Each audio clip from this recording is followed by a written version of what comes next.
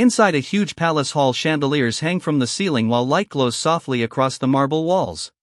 Walking slowly towards the throne room, a young woman moves with grace as her shoes tap against the floor. Showing her long blonde hair, the girl wearing a blue dress enters the main area to meet the powerful ruler. Bowing her head, Amarian of Amari greets the king because she must show respect in this formal meeting. Standing far away from the throne, the young lady waits for a response while the king looks down at her. Moving his hand, the old monarch starts to introduce the person standing right next to him at the moment. Hearing the name of Victor Mort, the girl opens her eyes wide since she recognizes that famous title immediately.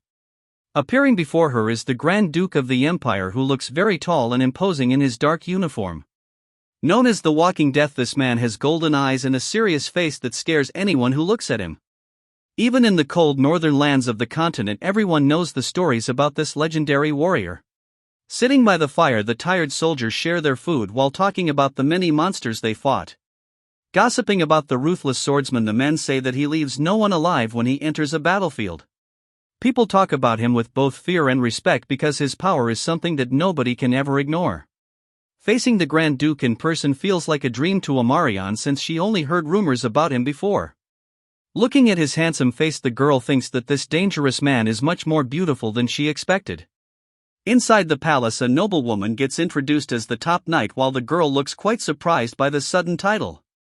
Looking closely at her, the handsome man asks if she can fight and the blonde says she knows enough to stay safe. When he asks for her identity, the girl simply introduces herself as Amarian while looking directly at the mysterious noble. Walking forward with heavy steps, the tall man says his name is Victor Mort and mentions he has a special deal for her. Hearing those words, the young lady stands there completely frozen because she did not expect him to say something so big. Describing him like death itself, the narrator says the man approached her with a proposal that sounded like a total joke. Standing tall, the commander asks for her hand in marriage and promises to make her the best raider in the whole empire. Under the bright moonlight, the girl sits alone while thinking about the crazy events that just changed her entire life. Feeling a bit lost, the knight wonders if she is making a mistake by going along with this weird plan so quickly. Moving through the dark forest, the carriages carry the couple after a super fast wedding ceremony with an old bishop. Without any family or friends nearby, the two of them exchange vows in a quiet room while the priest reads the holy book. Telling her to leave her stuff behind, the new husband says they will get everything later since they are in a hurry. Looking tired, the girl realizes she has nothing left but her own body while she follows this man into the unknown. Leaving before the sun even comes up, the girl notices they are traveling in separate carriages, which feels very strange. Sitting alone, the lady finally asks herself why she accepted such a crazy proposal without even trying to say no. Looking away, she still thinks about everything that just happened as she tries to process the situation. The massive amount of money he offered so casually surprised her because the sum was truly life-changing. This gold is enough to feed all her starving people for many years, and that is why she accepts the proposal. Every fear she had disappeared because the reward is worth risking her life for in the end. Danger is nothing new to her since she has been fighting for survival since the day she was born. An attendant shows her a modest room and apologizes for not having anything better for her to stay in. He mentions that the Duke will sleep in a separate area so she can relax without any worries for the night. The girl stays silent while the staff tells her to call them if she needs any help at all during her stay. Traveling in the carriage, she notices that the knights are polite but they never look her in the eyes. Even though she tries to be brave, the mystery of their destination makes her feel very nervous. Approaching the giant mansion only makes her anxiety grow as the sun shines over the tall towers. She is completely shocked to see such a beautiful house and wonders if people really live in such luxury. The servants welcome the new couple as they finally step inside the massive palace together. Looking at her new husband, she notices he looks extremely tired despite the short trip they just took. The man suddenly asks her to follow him as they move further into the mysterious building. Looking at her messy clothes, the girl feels very small in such a rich place since she looks totally out of place there. Walking behind the tall man, she thinks this fancy mansion does not suit someone like her at all, but she keeps moving forward. Arriving at a huge bedroom, the commander explains that both of them will have to share this same space from now on. Looking around the area, she notices many weapons and shields hanging on the walls like a true museum of war. Seeing the heavy armor standing in the corner makes the whole place feel like a dangerous fortress for a warrior. While following him, the blondie realizes this is definitely the home of a knight and she feels even more nervous. Turning around with a serious face, the dark-haired man says there is only one specific task she needs to complete. Looking directly into her eyes, the leader demands that she stays right next to him while he is resting. Adding a strange condition, the soldier says she must remain fully awake during the entire time he is sleeping. Shocked by the weird request, the poor girl wonders if she really has to stay up all night just to watch him. Grabbing a shiny blade from the wall, the man tells her to keep a close eye on him while he closes his eyes. Handing over the heavy weapon, the warrior gives her the responsibility of being his personal guard for the night. Showing a very cold expression, the master looks like he is hiding a dark secret that he cannot handle alone. Saying something crazy, the man allows her to attack him if things get too hard because he will not be angry about it. Canceling all the fancy dinners, the Duke orders the servants to lock every door so he can finally get some rest. Standing tall, the nobleman tells the girl to take his life if things get too hard since he won't be angry about it.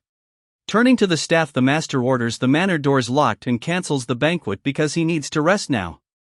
Inside the dark bedroom, the knight sits beside the bed holding a sword while the lord prepares for his slumber. Lying down with his eyes closed, the handsome man seems peaceful, but a strange tension fills the quiet air around them. Looking at his companion, the leader says she will understand everything the moment he finally falls into a deep sleep. Worried for his safety, the lady warns him to keep his eyes open if he truly wants to wake up when the sun rises. Clutching the weapon, the young woman wonders why he told her to use the blade if anything goes wrong during the night.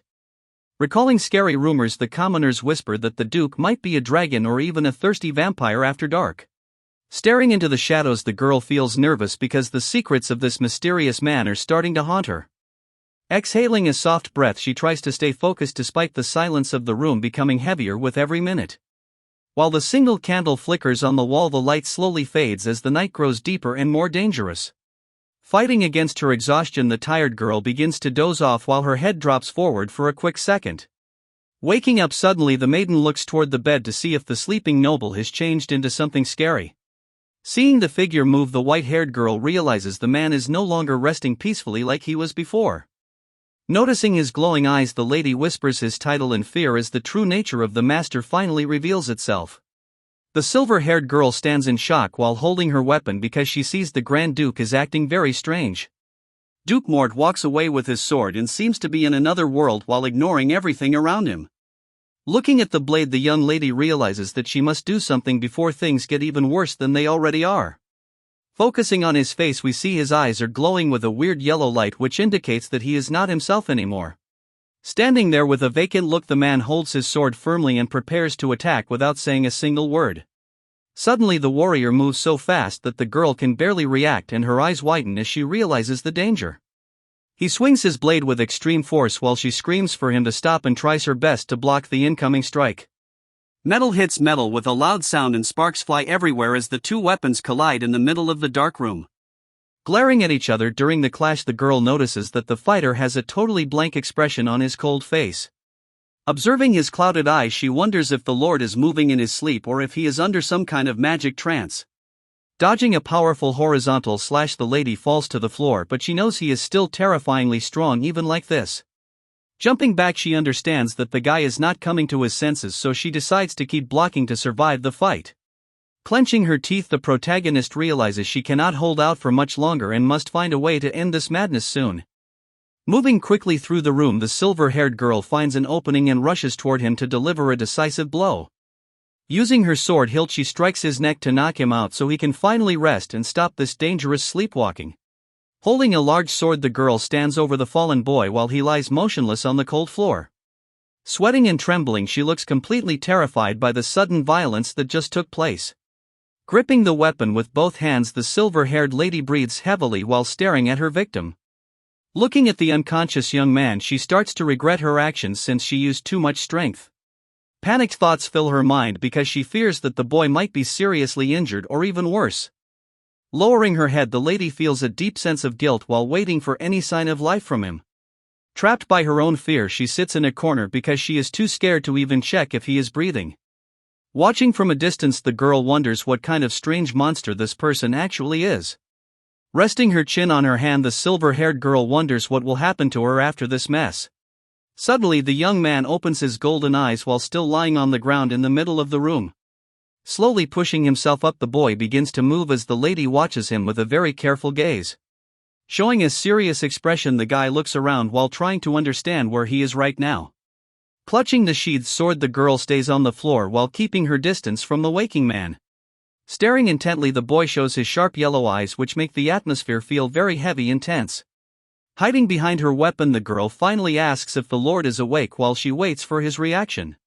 Sitting on the floor, the dark-haired man notices she is still breathing, so he says she survived.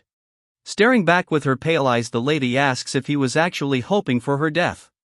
Looking away, the guy claims he is just shocked by the situation because he did not expect this outcome.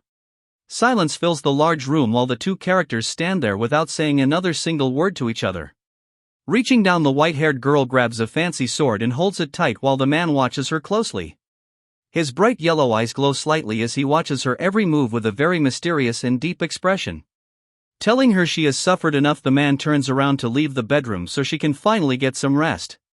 Clutching the weapon, the girl looks quite confused and worried about everything that just happened in that moment. After the visitor leaves, the heavy wooden doors of the chamber close and lock everyone else out of the area. Feeling completely exhausted, the lady collapses onto the big purple bed because her body cannot take any more stress. Bright light shines through the window and the curtains stay open while a brand new day begins outside the palace. Opening her eyes slowly, the princess looks at the ceiling and tries to remember what happened the night before. Sitting up in the fancy bed, she notices the sun is high and wonders exactly how many hours she was knocked out. Apparently, the girl had a very long and deep sleep because she looks much better after resting for such a long time. Entering the room, a young maid bows down and tells the lady that it is finally time for her to wake up. Sitting on the bed, the girl tells the maid that she wants to wash up first and then have a nice meal. The servant explains that the master left strict orders to have a full table ready the moment she woke up. Staring at the feast, she asks if it is really alright to eat everything because it looks like a decoration. Shortly after, the silver-haired lady finishes every single bite and leaves the plates completely empty on the table. Feeling a bit worried, she wonders if she overate since the noble ladies in the capital usually eat very little. An older woman named Simona introduces herself as the head maid while promising to focus on her comfort. Looking up with curiosity, the protagonist listens as the staff member tells her to ask for anything she might need. With a serious face, the young woman decides to ask about the Grand Duke and what happens during his sleep. The leader of the servants stands tall before her while reinforcing that she is there to help with any request. Showing a gentle expression, the lady is encouraged once more to speak up if anything at all is on her mind. Determined to get answers, she repeats her question about the mysterious condition of the master of the house. Shocked by the request, the old worker gasps and apologizes for assuming that the lady already knew the truth. Looking away, Simona explains that the situation is very serious and not something they can talk about easily. Understanding the gravity, the girl mentions that she is just relieved no one was actually hurt during the night. The maid explains that His Highness went through a long war where he witnessed many terrible and sad things. Stories say the young man fought through many ambushes and was the only person who made it out alive. An older woman explains that the Duke has been haunted by bad dreams since his time on the battlefield. Sleepwalking became a huge problem because he would start swinging his sword while he was still unconscious. Visiting every famous doctor, the soldier stayed awake for days and ended up tying his own limbs to rest. Looking at the guest, the servant says the man brought her to this place after suffering for several months. The head maid admits they were wrong to assume she only had a secret way to keep the master from waking. With a serious face, the lady in black looks like she is regretting her previous thoughts about the girl. The beautiful noble listens quietly as she learns about the deep trauma caused by the long and brutal war. Without a weapon nearby or a wide open space, the leader is completely unable to find any peace or sleep. Turning her head, the silver-haired woman processes everything she just heard about the troubled man. She tells the group she wants to rest and asks them to take the items away while she stays in bed. Before leaving the room, the caretaker stops and asks if she can be bold enough to seek one answer. The staff member wonders how the girl managed to put the Duke back to sleep after he suddenly woke up. Looking a bit nervous, the protagonist thinks about what really happened during that chaotic moment last night. Everyone is shocked when the maiden reveals she simply fought the master and knocked him out to end the struggle. Watching the man tremble on the floor, she realizes how many people are actually trapped in this cycle of constant pain. Staring at his terrified face, the girl feels a deep sadness since she understands their fear better than anyone else. While walking past the wounded soldiers, she remembers the harsh reality and admits that she knows this pain all too well. Looking at the dark-haired Duke, she finds it strange to feel pity for a man who was famously known as the Duke of Death. Despite the scary situation, the blonde girl remains thoughtful and realizes that she cannot just ignore her feelings. Suggesting he should have warned her, she hears him say that he expected her to run away after learning the truth. Since there is nowhere else to go, she asks him where he thinks she would even run to anyway in this lonely world. Admitting it was a tough job, he notes that subduing him without getting hurt was a very impressive feat of strength. Worried about his head, she asks if he is okay, but he just tells her to focus only on her own survival from now on. Mentioning the rumors about her skills, the man says it is lucky that her swordsmanship is actually quite formidable. Feeling her pity fade because of his cold words, she wonders if he is too exhausted to care about anyone else at all. Telling her to sleep once she finishes her work, he mentions that he never wakes up twice during a single night. Watching him sleep peacefully, the blonde girl stays quiet as the room remains dark and silent around the two of them. Putting on a simple white shirt, she prepares herself for the next part of her journey while staying focused on the task. Standing tall with a sword in her hand, she looks ready to face any challenge that comes her way in this dangerous place. First, we see the girl tying her long hair while preparing for a long and tiring night. Sitting near the bed, she watches the dark-haired man rest while holding her heavy sword tightly. Suddenly, the warrior swings her weapon with full force because she needs to stop him right now. Moving quickly, the guy tries to avoid the attack, but the girl is much faster and stays on the offensive. With a sharp look in her eyes, she focuses on every single movement to ensure her plan actually works. The struggle continues in the middle of the room as both of them show off their impressive combat skills. Falling onto the bed, the man finally stops moving since the blonde girl used every ounce of her strength.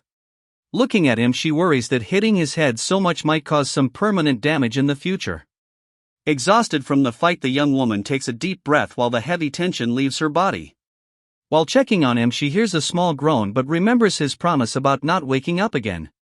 Now that he is finally asleep, the man looks quite peaceful despite the chaotic mess they just made. Laying down on the floor next to him, she thinks that being close will prevent him from attacking her later. Staring into the distance, she asks herself how much longer this crazy situation is going to last. Curling up with her blade, she wonders if the only way to end this cycle is by losing her life to him. Just as she starts to drift off, a soft voice calls out the word wife and makes her eyes open wide. The man looms over the blonde girl and calls her his wife while she stares back at him in complete shock. Looking closely at her, the handsome guy asks if she really spent the whole night sleeping in that weird position. This makes the maiden furious because she thinks it is all his fault, even though he looks totally confused right now. A close look shows the sharp jawline of this mysterious noble who seems way too calm for such a tense situation. Suddenly his expression softens into a slight smile as he continues to observe the young lady on the bed. She can only gasp in surprise while tightly clutching the large sword she kept by her side for protection.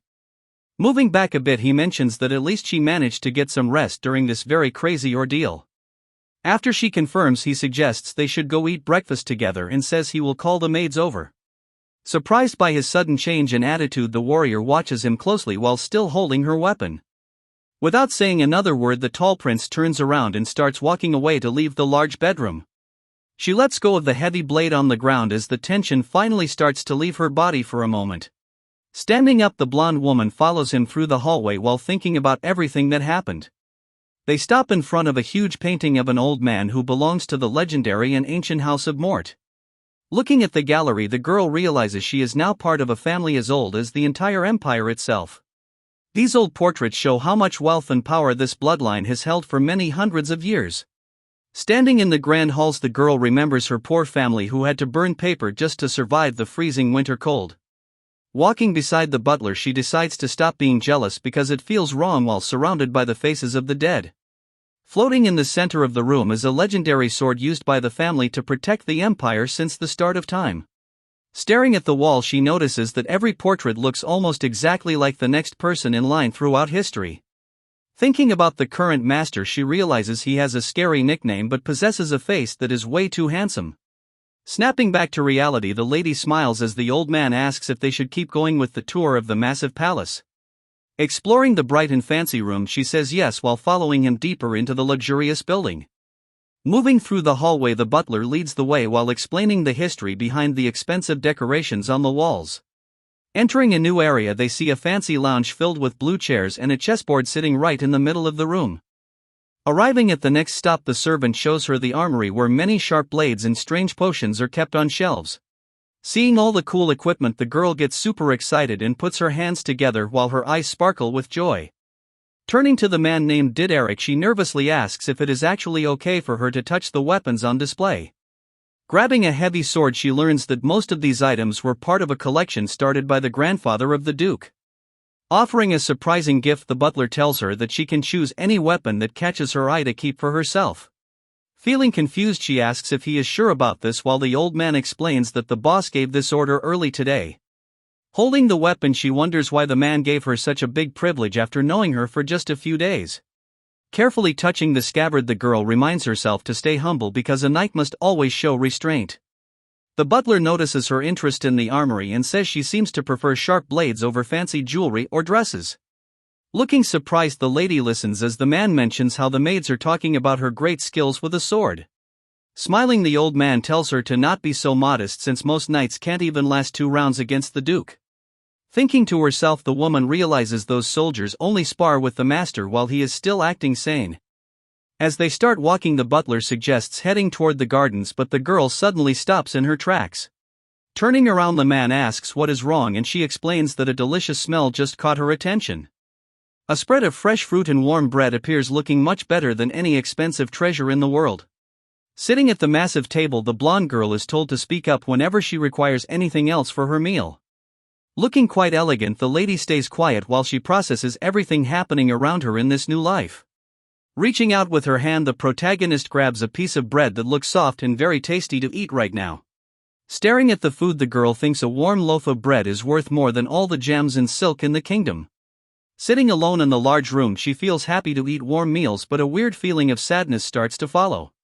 Suddenly, the handsome Duke appears and asks if she has finished her dinner already while looking straight at her. Facing her master, the girl explains that she finished her work just now, so the man says that is a real shame. Looking disappointed, the lord mentions he wanted to eat together, and this news leaves the blonde woman speechless. Total confusion hits the young girl because she never expected such a weird invitation from someone like him. Trying to fix the situation, the master asks if he can wait for her next time and she agrees to his request. With a small smile, the man says he will come back early tomorrow, and then he leaves the girl alone with her thoughts. Staring into nothingness, the lady looks completely shocked because she cannot believe what just happened between them. Thinking she hit his head too hard, the girl panics and asks a maid where the library is located in this huge place. Later that night, the woman is reading on the sofa when the lord appears and asks if she is enjoying the book. Nervous about being caught, she explains that she took some volumes from his personal collection to study a bit. Leaning closer, the master says she does not need to ask because everything in this house belongs to her now.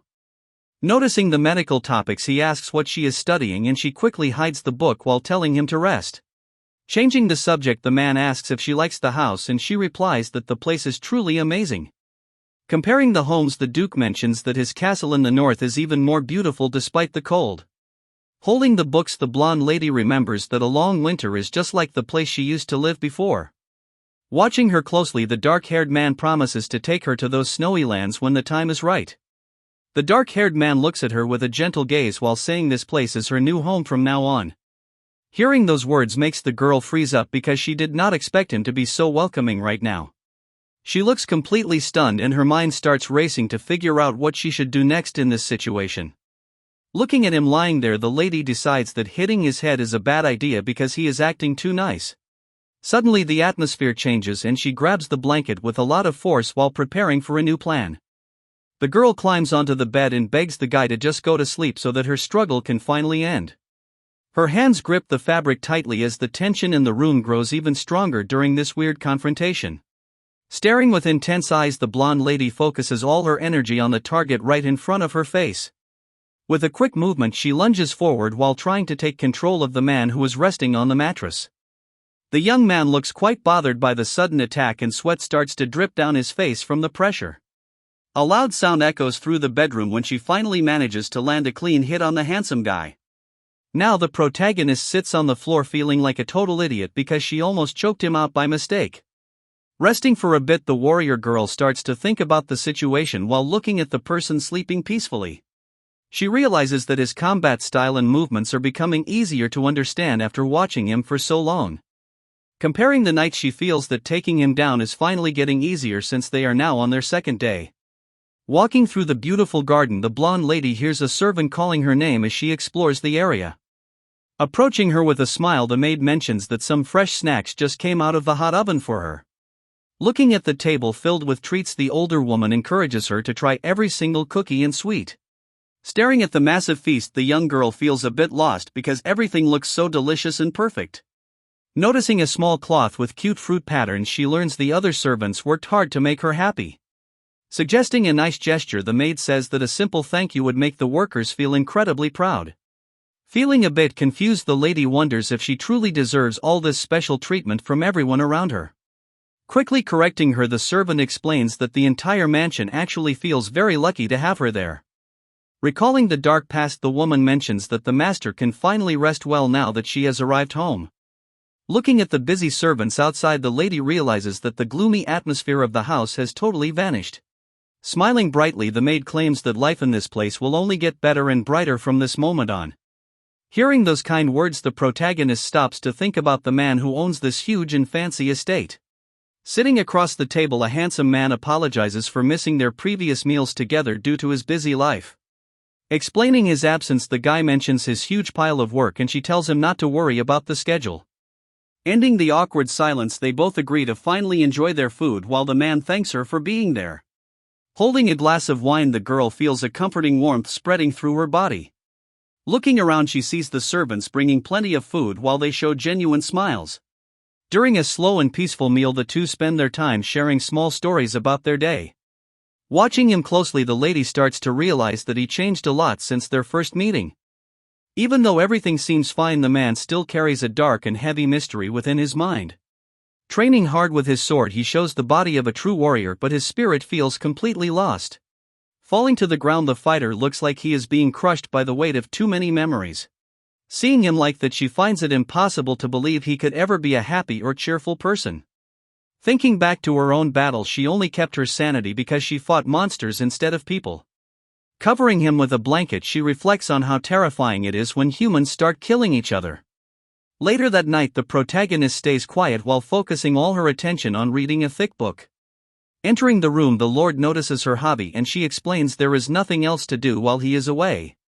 Offering anything she wants, the man says she can use the entire manor or ask the butler for help. Going even further, he suggests building a whole new part of the house if she is not happy with the current one. Gripping her book tightly, the young woman simply says she has no need for any of those expensive things.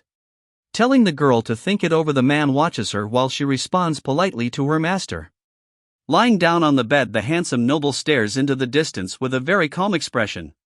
Noticing he is still awake, the young lady asks if the man intends to sleep anytime soon. His golden eyes shine under the dim light as he remains silent for a brief moment. Breaking the silence, the lord asks if the girl will grant him a small permission. Looking directly at her, the man wonders if he can finally learn her real name. Smiling softly, the noble asks if it is alright to address her more personally from now on. Thinking to herself, the girl finds it strange that he treats a simple name like a sacred treasure. The man says she can call him whatever she wants and reveals his own name as Amarian. Hearing his name, the girl decides that calling him Marion would be a good choice. Speaking softly, the young woman tries out the new name while looking at her companion. Surprised by her own voice, the girl feels a bit shy after saying that name out loud. Watching her reaction, the noble seems pleased to hear his name being whispered like that. Turning her head away, the lady tries to hide her blushing face from his intense gaze. Insisting on the matter, the man says she must also call him by his name from this point forward. Victor tells the girl she should call him by his name since he already calls her by hers. Looking at her with a gentle expression, the man waits for her answer while she stays silent. The young lady finally whispers the name Victor, which makes the Duke smile with joy. Blushing hard after saying it, the blonde looks away, trying to hide her red face. Candles light up the dark bedroom while the atmosphere becomes quiet and very peaceful. Lying down, the Duke says he can finally sleep well and asks her to watch over him. Holding a heavy sword, the protector listens to him wish her a good night as he closes his eyes. Her eyes shine with many emotions because she never expected to hear such sweet words. Soon the powerful man falls into a deep sleep while the area stays completely silent. Sitting on a chair with her weapon, the guard feels shy about how soft her name sounded.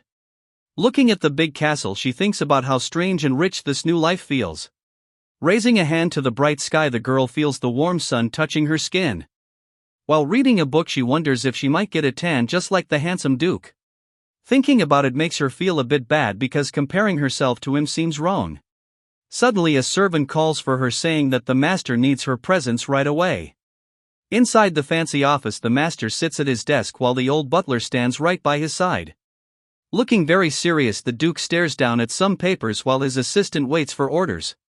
Even though he is a powerful man, the noble looks quite troubled while he thinks about something. Watching him closely, the silver-haired girl notices that his expression is full of worry.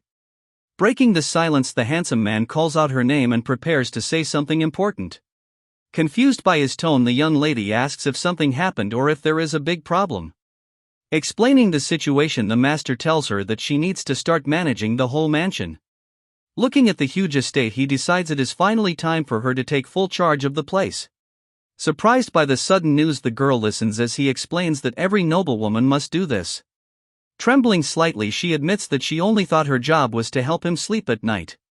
Remembering her past, she only knew how to fight with a sword just to stay alive in a fortress. Seeing her reaction, the dark-haired man stops for a moment and realizes she is very nervous. Approaching her gently, the Duke says he did not want to scare her but just wanted to keep a promise. With a small smile, he reminds her about the vow to make her the greatest lady in the entire empire. Reassuring his wife, the Lord says she deserves all the rights and the butler will help her learn. The butler leads the lady into a fancy office while explaining that she will be using this room from now on.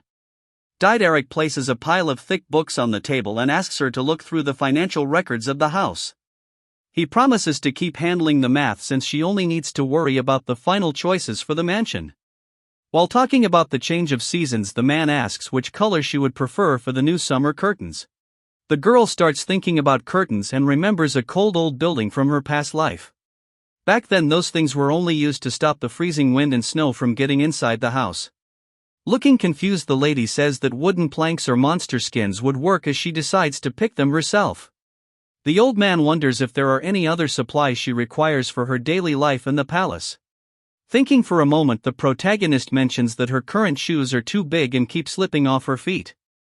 Didarik realizes her clothes are also poor quality because the mansion has not had a mistress for a long time. The servant starts shouting for Mrs. Somona because it is a tragedy that the Grand Duchess has nothing to wear. The head maid feels so ashamed of this situation that she can barely even look at her lady while bowing deeply. Even though the girl says she is fine, a professional tailor suddenly arrives to fix her fashion problems. Staring with intense eyes, the visitor claims the Duchess is stunning and has very elegant long arms. The staff members agree that her hair color is rare and she will look perfect standing next to the Duke. Late at night, the Grand Imperial Palace stands quietly under the bright full moon. Inside the room, a fancy table is set with warm tea and delicious cakes for the guests. Looking at her own reflection, the girl feels insecure about her pale skin and thin body. While sitting across from the handsome Duke, she compares her looks to his strong appearance. Suddenly, an excited lady with glasses starts praising the girl for her amazing beauty. Moving around the protagonist, the stylist admires her long arms and says her posture is perfect. Touching the soft locks, the woman mentions how beautiful and rare the young lady's hair is. Standing before the mirror, the protagonist hears that she will look perfect next to the Grand Duke. Still feeling doubtful, the noblewoman thinks about how the man has such a captivating face. Accompanied by her maid, the girl worries about what people will say when they see them together. Opening the price book, the blonde gets a huge shock because there are so many zeros on the tag. After seeing the high prices, she says that she does not need such fancy things. Slowly sipping his tea, the Duke admits he made a mistake by not giving her things she needs. Apologizing for his lack of attention, the man promises that stylists will visit the mansion regularly. Upon hearing his kind words, the maiden looks surprised as the master tells her to order whatever she wants. Looking down at her lap, the lady mentions that he can have the item even if he does not think it is necessary. Sitting in the large room, the man explains his tough past in the borderlands where life was very hard for everyone. Because he only needed food and scrap metal, the dark-haired guy never really wanted anything else in his life. Looking quite peaceful, Marion tells him that everything he already gave her is already more than enough for her. Staying silent for a moment, the husband seems to be thinking deeply about the words he just heard from his wife. Feeling bad about his actions, he admits to making a mistake by trying to buy her happiness with expensive gifts. Instead of more presents, the girl asks for a favor and suggests that they should train together during the day. Clearly surprised by the request, the man listens as she explains she wants to learn more about his great combat skills. While she usually dislikes fighting, the Duchess seems willing to make an exception just to spend time with him. Bowing her head slightly, she shows her respect and agreement to the new plan they just made for their training. Seeing him smile so brightly makes the girl realize how much he has changed since the first day they met. Deciding to end the night, the husband heads to bed while hoping he is not being too much trouble for his lady. Lying down on the pillows, the Lord calls out to Marion with a very soft and gentle tone in his voice. Holding her sword while sitting nearby, the lady hears him say how happy he is to have her by his side right now. Looking closely at his face, the Duchess seems moved by his kind words while she stays there to watch over him. Sleeping peacefully, the man stays in his bed while the room remains very quiet. Watching him rest, the girl thinks about how kind he is and feels truly grateful. Even though she wants to speak, she just hesitates and whispers a sweet goodnight. Later, the maids show off many beautiful dresses and beg her to pick a favorite. Excitedly, the helpers surround her while wanting to fix her hair to match the style. Suddenly, the handsome man enters the room and notices that the new clothes arrived. He wonders why she is up so early since it is barely noon and tells her to try them. Wearing the new outfit, the lady looks amazing while the workers stare in total shock. The girls keep shouting about her beauty while the boss watches her very closely. Smiling softly, the Duke says she looks truly beautiful and makes the mood bright.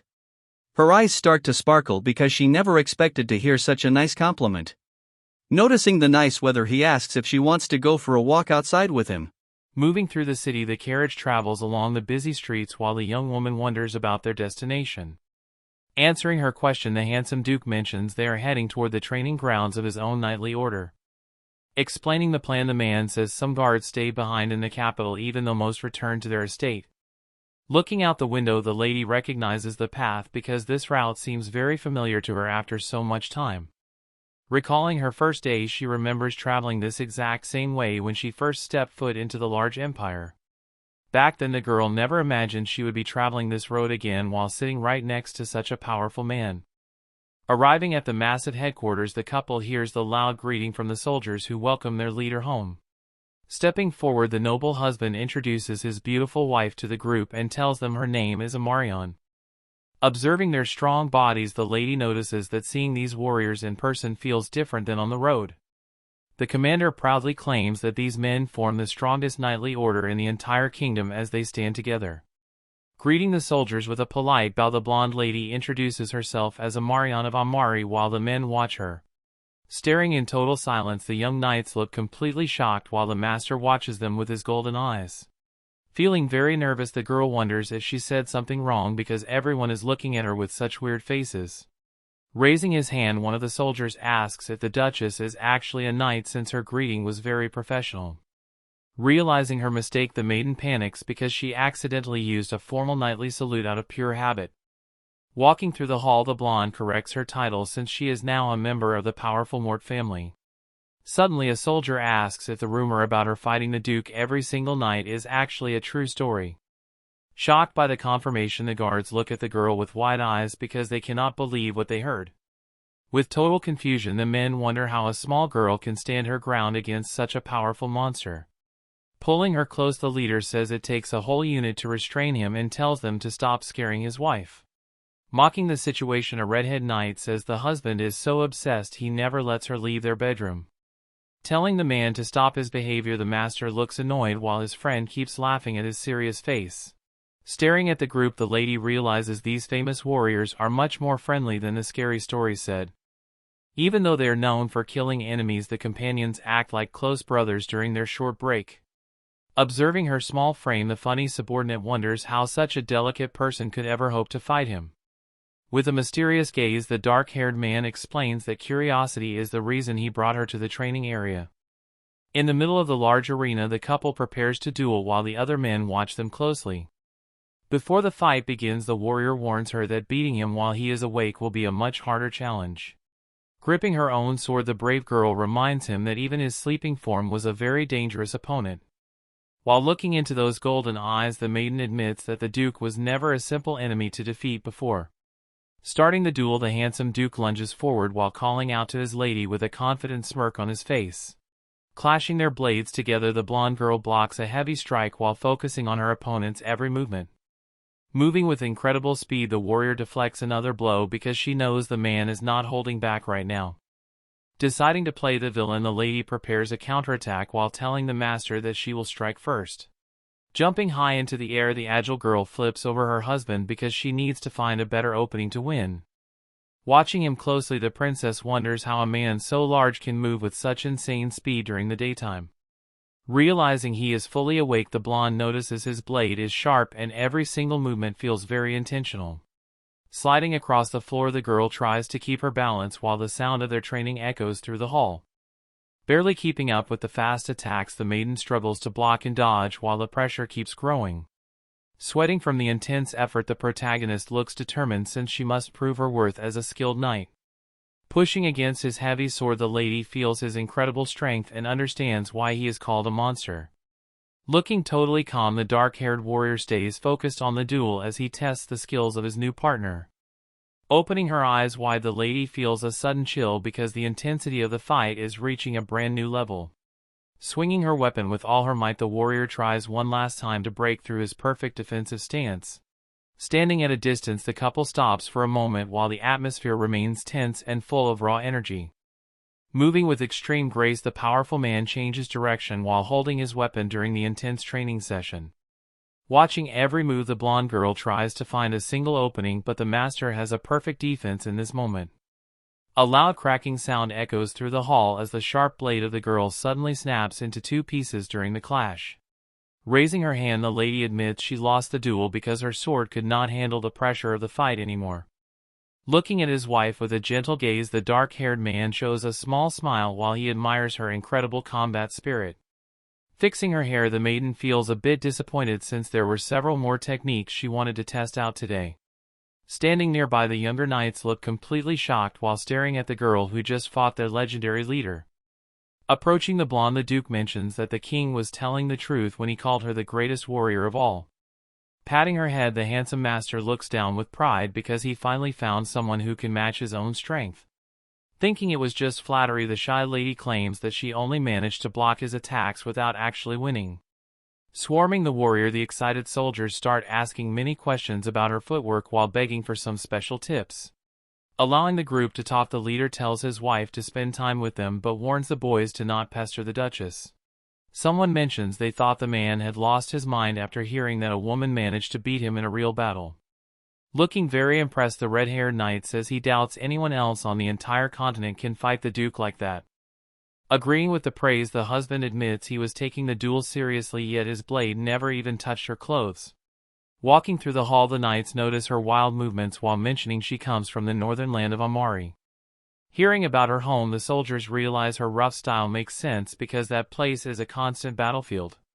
Victor explains that monsters always attack from the mountains and says she has used a sword since before age 10. Looking at the castle, the men agree she is strong, but she has no clue about her own power because she only fought beasts. The redhead wonders if she ever lost a fight since she only stayed home to face waves of monsters her whole life. The Duke mentions she only fought weak mercenaries and does not know she is one of the best knights in the world. Following the leader, the blonde soldier asks if the master truly plans to send the young girl back home later. Mentioning the angry lords, the guard says the plan was to keep her until he got better and then marry a rich noble. The knights remind him that the girl is the heir of her lands and must return to protect her own people soon. Staring coldly, the commander asks what would happen to those lands if the lady never returns to her kingdom. Silence falls as the master thinks about the fate of her home while the group continues walking through the palace.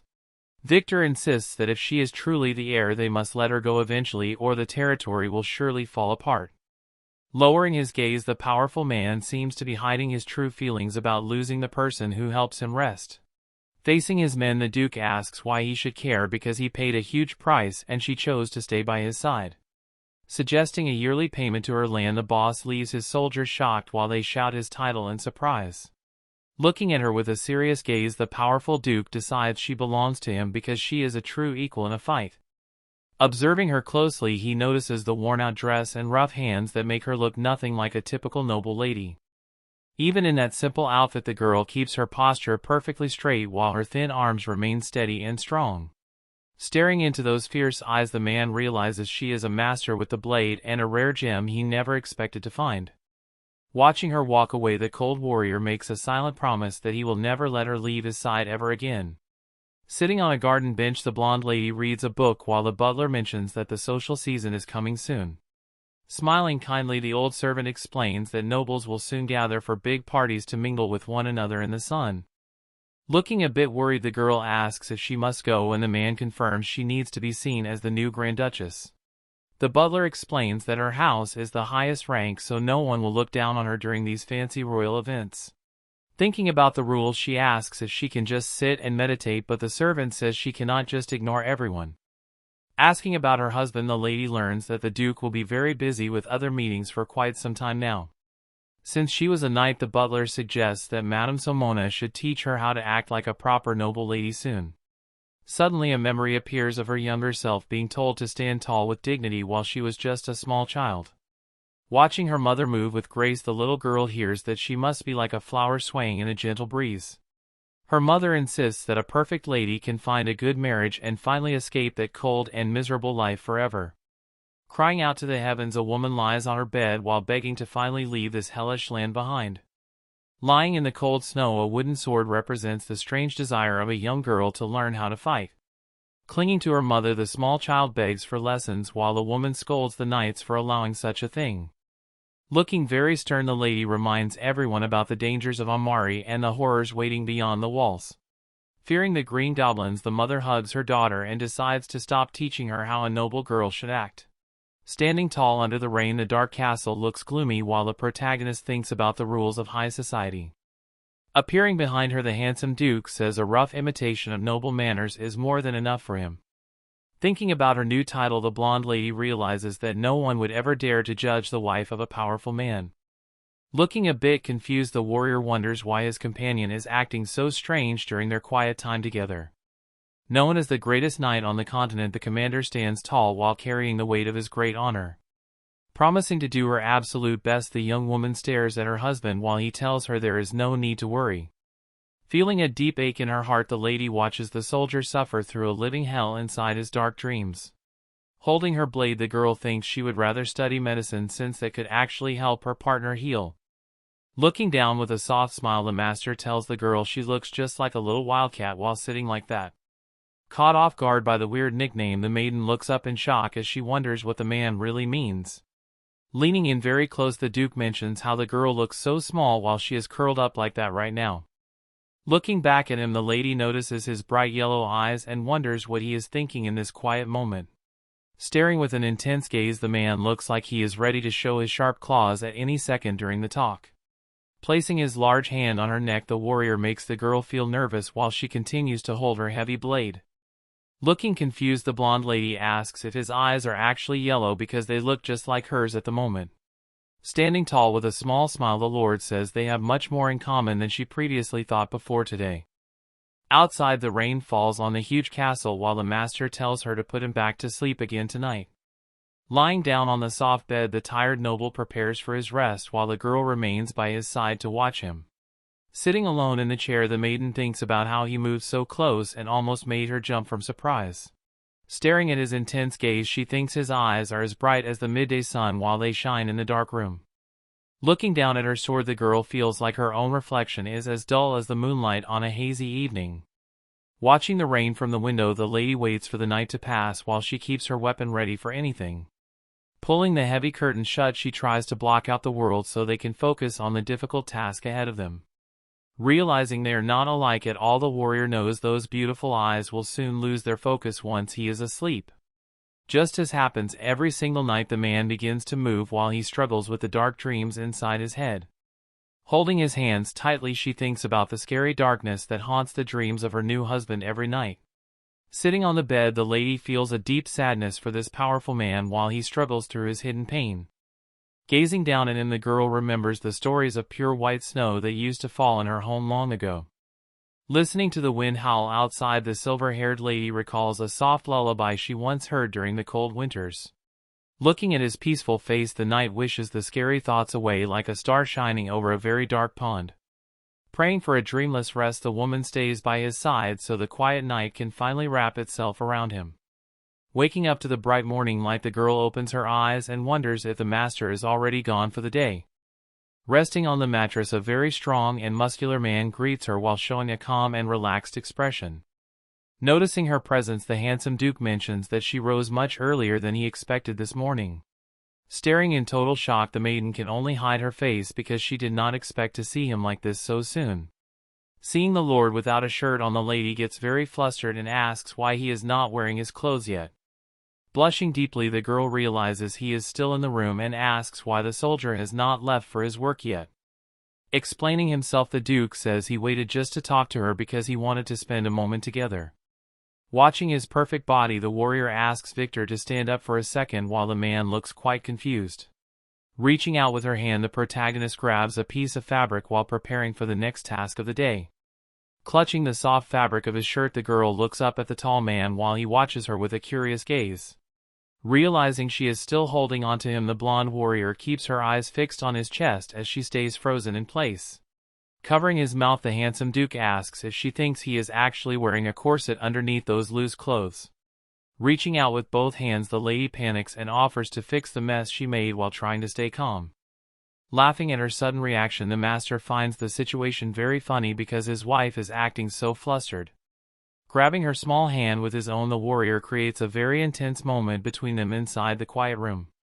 Moving closer to the maiden, the lord calls out to her while his golden eyes shine brightly under the soft light.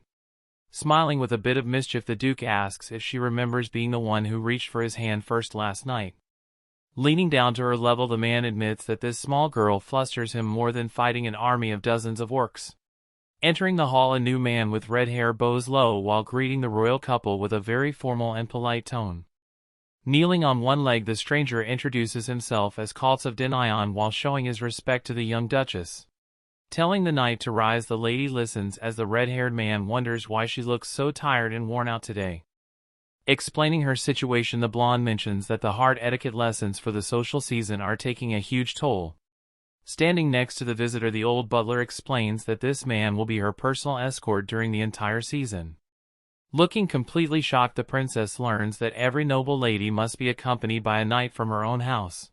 High-ranking Sir Kaltz is a senior officer, and the head maid says he is the perfect escort for the upcoming event. Feeling quite odd, the ginger knight says he is actually the one receiving protection due to the difference in skill. Explaining the situation, the man says his presence helps her status since he is very popular among all the ladies. Since he is so handsome, sparkles appear while the man poses, and he really knows how to use his natural charm. Looking totally silent, the three companions stare at the soldier while he continues to act like a model in the hall. Feeling a bit awkward, the blonde lady quickly agrees he is attractive so the guy does not feel bad about his ego. In a playful way, the teacher jokes that living with the duke has ruined her taste and asks her to be nicer to people. Practicing her dance moves, the girl accidentally steps on his foot again, but her partner tells her to keep moving. Giving her a strange tip, the man says she should stomp on any guy who tries to invite her to the garden in secret. Staring with wide eyes, the protagonist looks shocked while the head maid starts to get angry at the bad advice. While yelling at the officer, the old woman looks annoyed because the girl wonders why the garden is a bad place. Defending his logic, the redhead says she needs to learn defense because he wants to avoid any real fights in the city. Although Somona claims no one would mess with the Duchess, the man mentions her husband is basically a scary dragon. As time passes quickly, the blonde spends every morning studying hard with the mentor to learn how a lady acts. During the afternoons, the knight teaches her ballroom dancing and explains the secret rules of the high society world. During the long nights, she stays busy putting the duke to sleep while their constant struggle never seems to reach an end. Wearing a stunning yellow gown, the lady looks absolutely magnificent while she practices her movements for the big event. Thus clapping their hands, the maids claim she is perfect because her hair is in place and she moves like a graceful swan. Since she gets such warm praise, the girl feels heartened, although she remains very focused on her dance steps today. By working hard every single day, the blonde lady hopes to become a worthy wife who can stand tall by her husband's side. Standing in the hall, the Grand Duke looks very impressive in his silver armor while the light shines behind his back. Panicking suddenly, the girl apologizes to Sir Kultz and asks if the man is tired from their long training session today. Because her mind was wandering for a moment, the maiden feels embarrassed while asking about the upcoming royal ball. Down the stairs the master walks with the butler while his heavy cape flows behind his strong frame like a shadow. Softly calling her name, the handsome noble says the girl looks far more beautiful than usual and makes her feel surprised. While thinking the comment is ridiculous, the lady listens as the head maid explains that a heavier gown needs practice. By offering his help, the commander suggests she could have called for him since he was nearby and ready to dance. Looking stunned, the white-haired girl wonders if the busy lord is actually being serious about being her practice partner. Gently lifting her chin, the man gazes into her eyes with a soft look that makes the atmosphere feel very romantic and warm. Totally red, the girl shouts that she will keep practicing with the knight while the servants watch them in total shock. Inside the grand manor, the morning light hits the golden walls while the quiet halls wait for the busy day to begin. Eating her breakfast, the girl stares at the meat while thinking that the scary duke looks quite different today. Cutting his food with a serious face, the powerful man seems to be pouting like a little kid for some reason. Breaking the silence, the blonde lady calls out his name while the master wonders what is on her mind right now. Looking down with a shy face, the girl admits she is still struggling to learn how to dance like a proper noble. Mentioning her training, the maiden says she keeps kicking the poor knight because her feet just won't move correctly. Finishing her meal, the protagonist asks if the duke will dance with her once she finally masters the difficult steps. Smiling softly, the dark-haired man tells the girl she is very strange because she cares about such tiny things. Holding his glass of wine, the leader admits he feels a bit petty since he trusts that knight but feels annoyed anyway. Setting the glass down, the husband tells her to stay calm because he never wants this new life to feel like a burden. Listening to his kind words, the lady learns she should just enjoy herself without worrying about making any mistakes. Clenching her gloved hands, the girl decides she must act like a perfect lady to show her respect during the ball. Arriving at the huge estate, a red-haired man greets the Duchess while welcoming her to the house of the Duke of Mule. Wearing expensive pearls, the girl shows off her elegant neck while preparing to face the eyes of the high society. Standing in a beautiful blue dress, the blonde warrior vows to never bring any shame to the great name of her husband. She clenches her hands and promises Victor that she will look like the most perfect noble lady during the upcoming ball. This girl refuses to be a flaw that ruins his reputation and stands tall beside the red-haired knight serving as her escort. Evria turns toward the entrance as the announcer yells that the mistress of the Black Lion estate has finally arrived. The young woman greets her host with a graceful smile and thanks the Duchess of Mule for the chance to enter her private salon. These gatherings are strictly closed off, so the knight stays far away as the host presents Amarion to the other ladies. Amarion stands alone before the crowd of wealthy women and introduces herself with the pride of a true member of the Mort family. Our protagonist feels relieved that her voice did not shake even a bit as the other guests begin to whisper her title. Noble women crowd around her and claim they long to meet her because that blue dress looks absolutely stunning on her body. A table filled with sweet treats waits for the girl, who tells herself to stay calm and follow the advice of Madame Simona. Gossip fills the air and the lady hears everyone saying that the famous Duke is completely devoted and obsessed with his wife. One lady admits they expected the man to keep her hidden away like a fragile flower instead of showing her off to society. Something about the way they talk makes her pause as she realizes there is a much darker meaning behind their polite words. These women hide their faces behind fans and teacups as they start throwing elegant insults at the girl for being there today. People use these fake compliments to mock lowborn girls who only got their titles because of the whim of a powerful lord. An icy atmosphere forms when one woman mentions that the Duke actually had a different fiancée before he married her. Amarion looks around the room with a sharp gaze as she prepares to face the lions of high society. Noble women in red dresses watch her every move while trying to find a single crack in her perfect armor. Suddenly, a beautiful girl named Nanelle enters the hall and everyone stops to greet the most popular lady around. This young lady bows with perfect grace as she introduces herself with a very sweet and innocent voice. Known as the daughter of the famous Duke Welch, she is currently the brightest star in the entire imperial city. Every eye in the room stays fixed on her as she says her name is Amarion Mort with total confidence. Nanelle praises her jewelry but mentions it cannot compare to her natural beauty with a very fake smile. Internal thoughts tell the blonde girl to stay calm and not react after hearing the insult about her roots. Questions about her original house start to flow as the brown-haired girl tries to dig for some hidden secrets. Tension fills the air between the two ladies as Amarion looks directly into the eyes of her new social rival. Nanale insists on hearing stories about the homeland of the Duchess with a look that feels far from friendly. Hesitation shows on the face of the warrior since talking about her poor past could bring shame to her husband. An older noblewoman scolds the girl for her lack of manners, then the young lady quickly apologizes for her mistake. Another lady mentions the health of the Duke is getting better and thanks the Duchess for her amazing care. Shocked by the news, the curious girl wonders about his condition, but Amarion thinks this topic is off limits. Gossip fills the air as nobles talk about the private matters of their mysterious lord behind closed doors.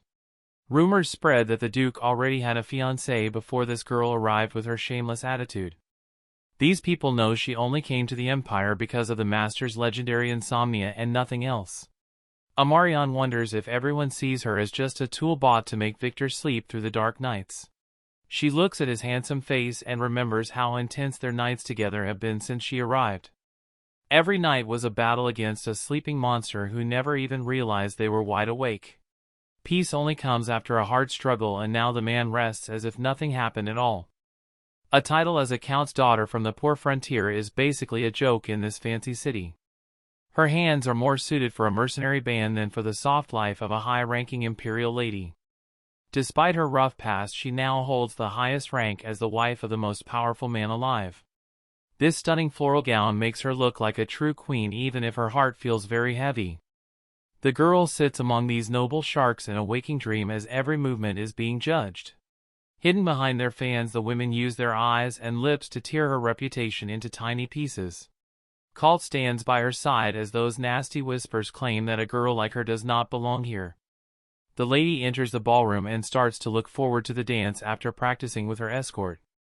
Amarion hears a sudden noise and turns her head quickly as the loud chattering of the crowd fills the large room. Everyone gathers around a stunning woman in a pink dress who seems to be the main star of this fancy royal gathering. Lady Welch looks incredibly charming with a bright smile before showing off her elegance to all the nearby guests. Behind her back, the redhead knight remains a loyal shadow, and the girl feels lucky to have a friend nearby.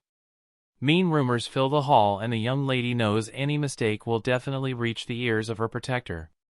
The maiden shares a small laugh with her escort as they move through the center of the busy and loud dance floor.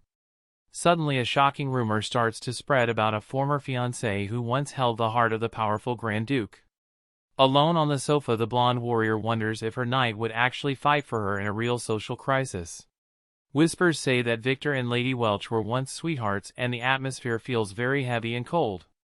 People claim the two families have been allies for many years and say the couple was always meant to be together. Her hands clench the dress with trembling fingers as the girl tells herself these words are nothing but the truth. The deal was always clear from the start, and her only duty is to help the monster sleep every single night. The cold northern wind calls her name as the protagonist dreams of the day she can finally go back to her home. A rough hand suddenly grabs her arm with a lot of force and pulls her back into the harsh reality of the party. Wide eyes look up to meet an old man who calls her a witch as a wicked smile grows on his wrinkled face. She feels trapped on the sofa when a drunk noble suddenly grabs her arm and pulls her toward his disgusting body. This sweaty man asks why she is playing hard to get because he thinks she is already very experienced with men. The creep wants to know what secrets she uses to keep the Grand Duke obsessed and asks for a little taste of it too. Suddenly, a strong hand crushes his shoulder and stops the harasser before he can say another word to the scared lady. Sir Kaltz arrives with a freezing gaze and stands right behind the old man who was bothering the beautiful Duchess. That old noble calls her a witch with a creepy smile as he holds onto her sleeve with his dirty and shaky fingers. He asks what exactly she does during the night to leave the powerful Grand Duke so completely in love with her. The pervert demands to find out the truth for himself as he tries to drag the poor girl away into the shadows. Kaltz tightens his grip on the shoulder of the drunk count and looks ready to draw his blade at any moment now. A formal apology comes from the redhead knight who states he has orders to escort her grace away immediately. Amarion looks away with a troubled face because she feels sick after hearing such nasty rumors about her private life. Any further misbehavior will result in a deadly duel with the redhead or his powerful master right here. Fear washes over the Count as the knight reminds him exactly who the master of the House of Mort truly is in this empire. A loud scream for mercy echoes through the palace gardens after the knight finally loses his cool with the noble. Inside the carriage, the redhead begs for his life because he failed to protect the Duchess from that drunken idiot. A ginger knight asks if anything weird happened during the ball as the blonde lady stares back with a confused look. Amarion claims she was just startled and the guard promises to protect her even if his own strength is currently limited. She closes her eyes for a brief moment and tries to clear her mind of all the chaos from the recent social gathering. Sunlight fades as the carriage moves through the trees and the girl prays that no more strange events occur here. Her boots click on the floor as the butler and the head maid look surprised to see the Duchess returning home so early. A warm smile appears on her face as she explains that she simply felt a bit tired after meeting so many new people. Another young maid offers a fresh lemon pie because noble women usually starve themselves at these big events. Genuine kindness from the workers makes the girl feel a rare sense of peace inside the walls of this massive mansion. For a split second she actually forgets about the contract and believes that she truly belongs in this high world. Duke Victor sits in the dark and asks with his golden eyes if anything bad happened during her long day out. Heavy tension fills the room as the protagonist stands before her husband as the quiet night slowly takes over. Victor notes that she came back much sooner than expected, but the girl insists the evening was actually quite fun. Tight fingers grip her heavy sword as the girl asks the master if he had a fiancée before this sudden marriage took place. Her golden eyes reflect the dim candlelight as she realizes her curiosity might have crossed a dangerous line tonight.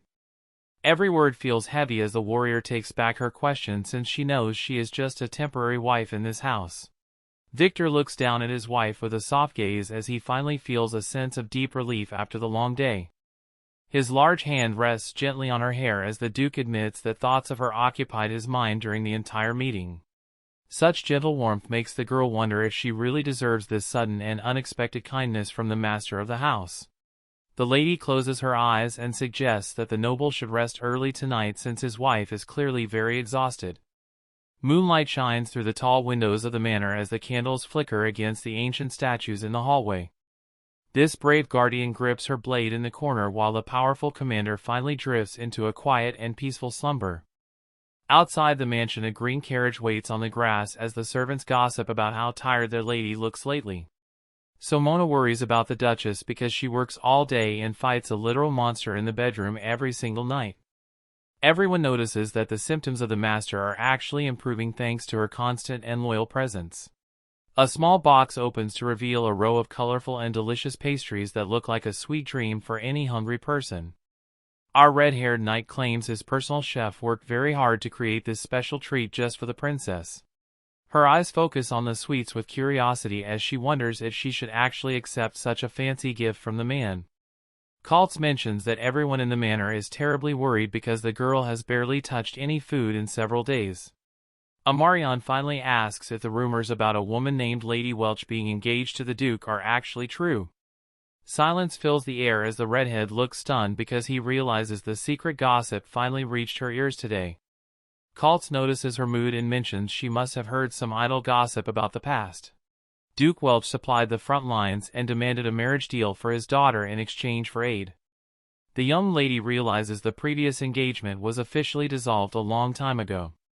Victor ended everything with Nanelle right after the war and then he chose to marry our protagonist instead. People keep whispering that the commander and the noble lady were once passionate lovers despite the official news. The knight begs for discretion as he asks the lady to keep this talk a total secret from the master. If she feels forced to report this news, then she is ready to deal with the consequences alone. This bold statement about facing the Duke alone leaves the poor soldier looking completely terrified. Inside the grand ballroom, the noble women gossip about the handsome Duke being the perfect dream for every lady. Malicious whispers fill the air as they wonder who is truly worthy of sitting by the side of such power. Clustered together like flowers, the high society ladies spread poisonous rumors about the sudden return of Nanelle. The protagonist sips her drink and wonders if her ears have become too sharp to ignore such loud voices. Years of fighting in the deep snow taught her to detect every single monster step by sound alone. Suddenly a mysterious voice calls out her title and interrupts her deep thoughts in the middle of the crowd. Katarina Catalan appears looking unimaginably expensive and dazzling as she introduces herself with a smile. This beautiful lady is the daughter of Marquis Catalan, who happens to be the richest man in the entire empire. A plush sofa is where the elegant woman sits while apologizing as Amarion asks her to stay comfortable. Both women look at each other with serious expressions since the atmosphere in the room remains quiet and very refined. Other noble ladies whisper nearby and claim that the behavior of certain guests is completely rude and lacks any class. Katarina admits she hates seeing her salon ruined by those people, but she needs their nightly protection for trade. Her head bows deeply as the daughter of the Marquis asks for forgiveness after the rudeness of the other guests. Rumors say Lady Nanale has been acting like the mistress of the house and bragging about victories she never even won. Stories claim this arrogant woman spreads lies about taking the place of the real Duchess after the Duke recovers. Such petty dreams are foolish because shouting a wish to the world does not make it come true for anyone at all. Intense gazes follow the new acquaintance as the blonde girl processes the complicated drama hidden in these walls. The host stands tall and insists that the silver-haired warrior is the only rightful mistress of the Mort house. True nobility is about dignity and honor, which is exactly why the behavior of those greedy ladies is so disgusting. Deep feelings of shame fill the Marquis's daughter because a foreign guest had to witness such an ugly side of her land. Closer observation makes Amarion notice that Katarina carries an unwavering pride and enough honor for her status. Since she acts with such grace, the girl thinks that Katarina truly embodies what it means to be a real noblewoman today. Being the heir of House Catalan brings a massive weight of duty and ancient rights that no one can ever ignore. A conversation with a noblewoman makes Amarion feel like a real lady as they share a drink during the party. This sudden gossip on the sofa feels completely new to her since she spent her life fighting on the frozen front. Lady Katarina thinks she is talking to the true Grand Duchess, but the blonde girl knows she is actually quite mistaken. Secrets of this mansion make the protagonist wonder about the mysterious Nanale Welch who haunts her quiet thoughts. Portraits of the beautiful girl remind her that only Nanale truly suits the role of Victor's real mistress. Returning to the bedroom, she sits on her chair while the tall commander kneels before her in the middle of the night. Dark Eyes notice that she hasn't been acting like herself lately since she barely speaks and looks exhausted. Memories of his words make the silver-haired knight wonder what really happened to make her feel so lost today. His handsome face reminds her of her humble place and all the dreams she had to give up on just to survive. Warmth from his kindness feels dangerous because a dark jealousy starts to grow inside her lonely heart right now. Selfish and grasping feelings must stay hidden to protect her sanity before the world discovers her secret. Exhaustion from the social balls serves as a perfect excuse as she tells herself that everything is fine. Victor softly suggests that she never needs to go anywhere else if these fancy gatherings are becoming too much. Nearly agreeing to his sweet offer without thinking, she finally finds the strength to say those words are not necessary. She clutches her blade while telling her husband that these fancy dresses are fun even if she is still not used to them. Everything changes today because she must step up as the Grand Duchess and represent the family with true grace and pride. Duty calls as she realizes running away is no longer an option even if she only holds this powerful title for a short time. Her eyes search for Lady Katarina like a lost duckling, but the woman is nowhere to be found at this final party. This quiet lady tells herself that she only needs to endure this one last day before she can finally find some peace. Rumors spread among the guests about traveling merchants who claim that witches are secretly taking over the entire kingdom. Noble women whisper about desperate wives who grind monster bones into powder to keep their husbands trapped in a love spell. Pale faces fill the room as another lady claims she heard a story that is even more frightening than the last one. Cruel ladies claim the northern lands are so poor that women must sell their bodies and enchant men just to find food. These cruel insults target the north, where people say the men are like beasts and the women have no sense of virtue at all. Images of her starving people in Amari flash through her mind as the lady realizes they are insulting her entire heritage. A majestic aura surrounds her as she stands tall and shows those judgmental nobles that she is not easily broken. Honor demands her full attention because protecting her legacy is not a choice she can simply toss aside right now. Past the crowd, the warrior moves as she remembers the sacred oath she took to protect her people from every threat. Elegant guests watch as she walks away, and the girl reaffirms her spirit as a knight bound to defend her homeland. Boldly Amarion tells the brown-haired noble lady that she comes from the frontier, so her etiquette is not perfect yet. This condescending girl smiles as she continues to enjoy talking down to someone she thinks is below her rank. Every word is a sharp blade because the Duchess realizes this lady just insulted her entire homeland and her people. Consequences are necessary when you choose to mock a northern knight who knows exactly how to defend her own pride. Kaltz runs toward the scene with a panicked face since he can already tell that things are about to get very messy. She stakes the honor of her territory and prepares to show the capital what a true frontier fighter can actually do. A challenge to a duel echoes through the garden as the protagonist throws down her gauntlet in front of the rude lady. The arrogant lady mocks the idea and wonders if a legendary knight of Mort will waste time fighting a weak opponent. Despair hits the redhead as he holds his head because his job just became 1,000,000 times more difficult today. Our hero stands tall and asks why anyone else should fight for her when she is perfectly capable of using a sword. Silence falls over the royal garden as every noble stops their gossip to watch the drama unfolding near the stairs. She grips a blade but worries more about tearing her expensive dress than actually losing the fight to this girl. Precise and short movements will ensure that her fancy clothes stay clean and perfect during the upcoming battle.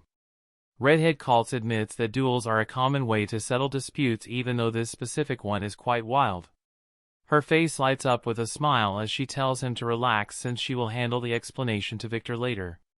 She looks at the long blade and admits that swords are the only language she truly understands in this world. Kaltz looks extremely worried as he begs the Duchess to be careful because killing her opponent would start a huge scandal. As they walk toward the center, the knight reminds her that a simple training match should never end in a tragedy. Jeffrey stares down at the small woman before offering to let the redhead take her place so she does not get hurt today. The girl faces the massive warrior and insists that no one will blame him even if she ends up getting injured. The referee stands between the two fighters as he raises his hand and shouts for everyone to take their positions now. Someone screams for the lady to show mercy as the two warriors charge at each other with their sharp weapons drawn. A loud metallic ring fills the air since the blades collide for a brief second before one of them loses their balance. Her calm face shows that her only goal from the start was to finish this entire fight as fast as humanly possible. Those watching from the sidelines are frozen in shock because they cannot believe what their eyes are seeing. Within just 2 strokes, the battle reaches its end as the sharp tip of her sword stops right at the neck of the giant man. In the winning spot, the girl asks if he yields as the defeated knight admits his total loss out loud for everyone to hear. With a deep bow, the man says he is Geoffrey of Sutherland, and the girl introduces herself as a proud member of House Mort. Her heavy weapon drops to the ground as the lady tells him to find her at the estate if he wants to seek revenge later. The warrior turns away feeling no joy in victory because violence is the only way of life she has ever known until now. Sir Kaltz kneels to fix her shoe as Amarion tells him that it is finally time to head back home. Night falls over the grand estate as the quiet whispers of the duel begin to echo through the empty corridors. During dinner, the young warrior casually mentions the duel to her husband as they sit across from each other. Shock washes over the Grand Duke when he learns that his own wife was the one who fought in the banquet hall. Stunned by her bold declaration, the commander freezes with his fork suspended in midair as he processes the news. Relieved to hear she escaped without a single scratch, the man admits he never truly doubted her legendary skills. Anger flashes in his eyes as he questions why his trusted knight would allow the Duchess to put herself in danger.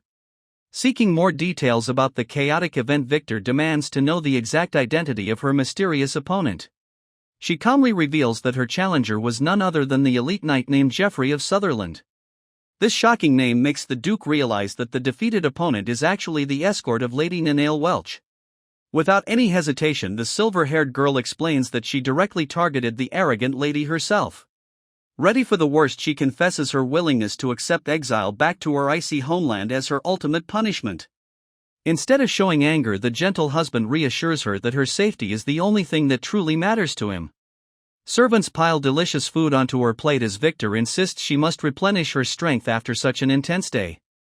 A tender smile graces his handsome face, showing a deep level of care and affection that she never expected to receive.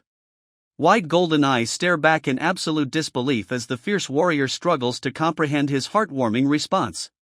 Deep thoughts consume the silver-haired Duchess as she contemplates her complicated standing in the capital. Beneath the glowing chandeliers, the couple shares a quiet dinner while tension lingers heavily in the air. A furious shout echoes through the study as the commander demands to know how this duel was allowed to happen. Victor glares at his trusted subordinate while expressing his deep terror over the thought of his wife getting hurt. The loyal knight quickly argues that the Grand Duchess is easily the strongest warrior on the entire continent. Stammering through his explanation, Kaltz tries to justify his actions under the ancient rules of chivalry. Dark rumors spread through the high society salons claiming that the Grand Duke plans to divorce his wife soon. Kaltz reveals his suspicions that the toxic gossip is likely a plot orchestrated by the scheming Duke Welch. Anger flares in the commander as he realizes these lies led to the cruel treatment of his quiet wife. He roars in sudden fury, demanding to know why this critical information was kept hidden from him. Heavy silence fills the room as the powerful ruler struggles to contain his rising indignation. This worried knight defends his delay by explaining how difficult it was to gather solid facts. Realization hits Victor hard as he imagines how much pain his wife endured before choosing to draw her sword. Icy golden eyes flash with pure malice toward the greedy Duke Welch, who still dares to covet the Grand Ducal seat. His dangerous thoughts turn toward revenge as he wonders how much longer his patience can possibly last. His trusted knight cautions the Grand Duke that his wife purposefully hid the insults to avoid any conflict. The commander sighs heavily as he wonders why his proud wife chose to silently endure such cruel rumors. Kaltz points out the bitter truth that the Grand Duchess views herself merely as a paid healer for his insomnia. A painful reminder echoes in the quiet study since she believes she holds no real authority to voice her grievances. Knowing she harbors deep distrust, the redhead explains why her heart remains completely guarded against everyone. Silent realization washes over the Duke as the dark reality of her emotional isolation finally sinks into his mind. Resolved to settle the score, he orders his knights to prepare for a secret morning raid on the arrogant Welch estate. Meanwhile, the silver-haired Duchess is surprised when her staff mentions her legendary victory in the garden duel.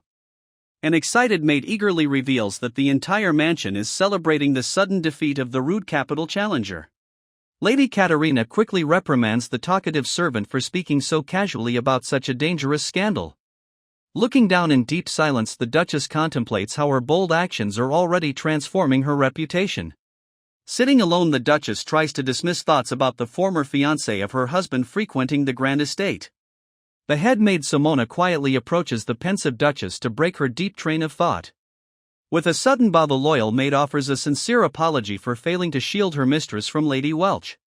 Although our hero claims this suffering is just her duty, the elderly maid firmly rejects that painful sacrifice. Heartfelt words echo through the room as Simona declares that her personal happiness is the most vital thing. These gentle words trigger painful memories of her icy homeland where crying healers bandaged her bleeding war wounds. Brave northern women once stood guard with the swords of their fallen families just to grant her a moment of peace. Returning to the present, Simona begs the legendary warrior to cherish herself because her new household truly loves her. Emotion swells in her chest as the silver-haired girl tightly grips her dress to suppress her rising tears. Whispering a soft thank you, the Duchess finally feels the warmth of a genuine home for the first time in her life. Elegant invitations from prominent knightly families arrive at the estate for the legendary new Duchess. The excited maids reveal that the entire capital is buzzing with stories of her effortless victory in the garden. Hearing of her sudden popularity only confuses the modest warrior who never considered her opponent a true threat. The Grand Duke enters the bright room as Marion looks up from her desk to greet her handsome husband. Leaning close to inspect the mail, she suddenly detects the distinct metallic scent of fresh iron lingering on him. Among the pile, Victor finds an official letter from the House of Welch offering a suspicious apology for the recent trouble. Anger flares in his golden eyes as he questions the sheer audacity of those who insulted his beloved wife. Without a single moment of hesitation, the powerful Duke tears the insulting invitation clean in half.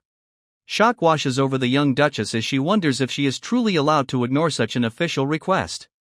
Victor reminds her that her status is second only to the royal family, and she answers to absolutely no one. Mistaking his protective fury for anger toward herself, the gentle girl softly apologizes for causing more trouble. Her sudden apology catches the Grand Duke completely off guard as he realizes how deeply she still doubts his love. Victor gently lifts her chin and reassures her that nothing she does could ever tarnish his honor. The Duke suggests a sudden journey to her northern homeland of Mort to escape the toxic capital rumors. She eagerly agrees to the trip and expresses her readiness to depart as early as the next morning. A dark intensity flashes in his eyes, leaving the young Duchess wondering about his hidden thoughts. Before they leave the capital, she requests permission to attend a final banquet to bid her friends farewell. Victor promises to accompany her to the event and seals his romantic vow with a tender kiss on her hand. Butterflies flutter in her chest as the fierce warrior blushes at the magical prospect of dancing with him. Upon arriving at the ball, the elegant host Lady Katarina steps forward to warmly welcome the noble couple. The massive size of the cheering crowd instantly stuns the young Duchess, who expected a much smaller event. Lady Katarina reveals that the massive crowd gathered solely to catch a glimpse of the famous new Grand Duchess. Cruel whispers fill the hall as bitter nobles prepare to mock her supposed lack of capital etiquette. Victor gently wraps his arm around her waist to anchor her mind amidst the sea of judging eyes. His reassuring touch instantly dispels her anxiety and makes his radiant presence the only thing she can see. Inside a private parlor, Katarina happily praises her for effortlessly defeating the elite knight of House Welch. The Grand Duke proudly declares that absolutely no warrior in the empire could ever compare to his incredible wife. Katarina laughs at how the greedy nobles are now desperately scrambling just to win the favor of the Grand Duchess. Sadness fills the room when Katarina learns that her newly found friend is already preparing to leave the capital. After a brief hesitation, she eagerly asks for permission to visit the cold northern lands of Housemort in the future. The warm atmosphere suddenly shifts when a trusted knight interrupts their conversation with an urgent request. Victor politely excuses himself to greet other guests while Katarina admires how well the couple gets along. The elegant lady playfully teases the Duchess about her husband earning a reputation as the most devoted man in high society. Sudden tension fills the room when Sir Geoffrey of Sutherland unexpectedly approaches the Duchess to offer a sincere apology. The elite knight recalls his sheer arrogance during their garden duel when he foolishly underestimated her legendary prowess.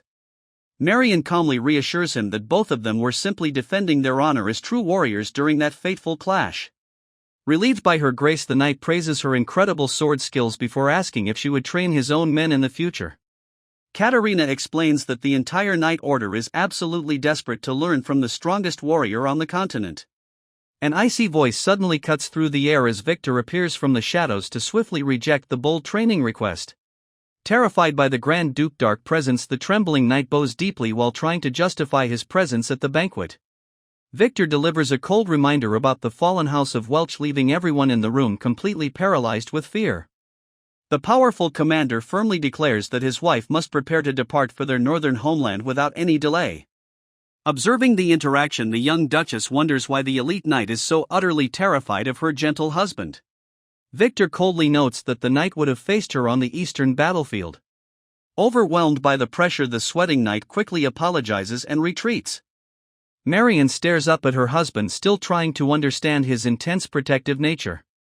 Victor gently explains that he refused the training request to protect her from any lingering Welch threat. The silver-haired warrior honestly confesses that the knight seemed far too weak to ever harm her. Her casual disregard for the elite knight's strength leaves the powerful commander completely speechless. A soft chuckle escapes his lips as he marvels at the sheer confidence of his legendary wife. Leaning in close, the possessive Grand Duke whispers his deepest desire to keep her all to himself. Sudden shouts from their companions abruptly cut through the heavy romantic tension in the room. Victor gracefully extends his open hand toward his beloved wife. He softly invites her to join him for a dance under the glittering lights of the ballroom. They glide elegantly across the floor as Marion secretly marvels at how handsome her husband looks tonight. Panic strikes the young Duchess as she realizes she accidentally spoke her loving thoughts out loud. The Grand Duke smiles warmly and reassures her that she is the most beautiful person in his eyes.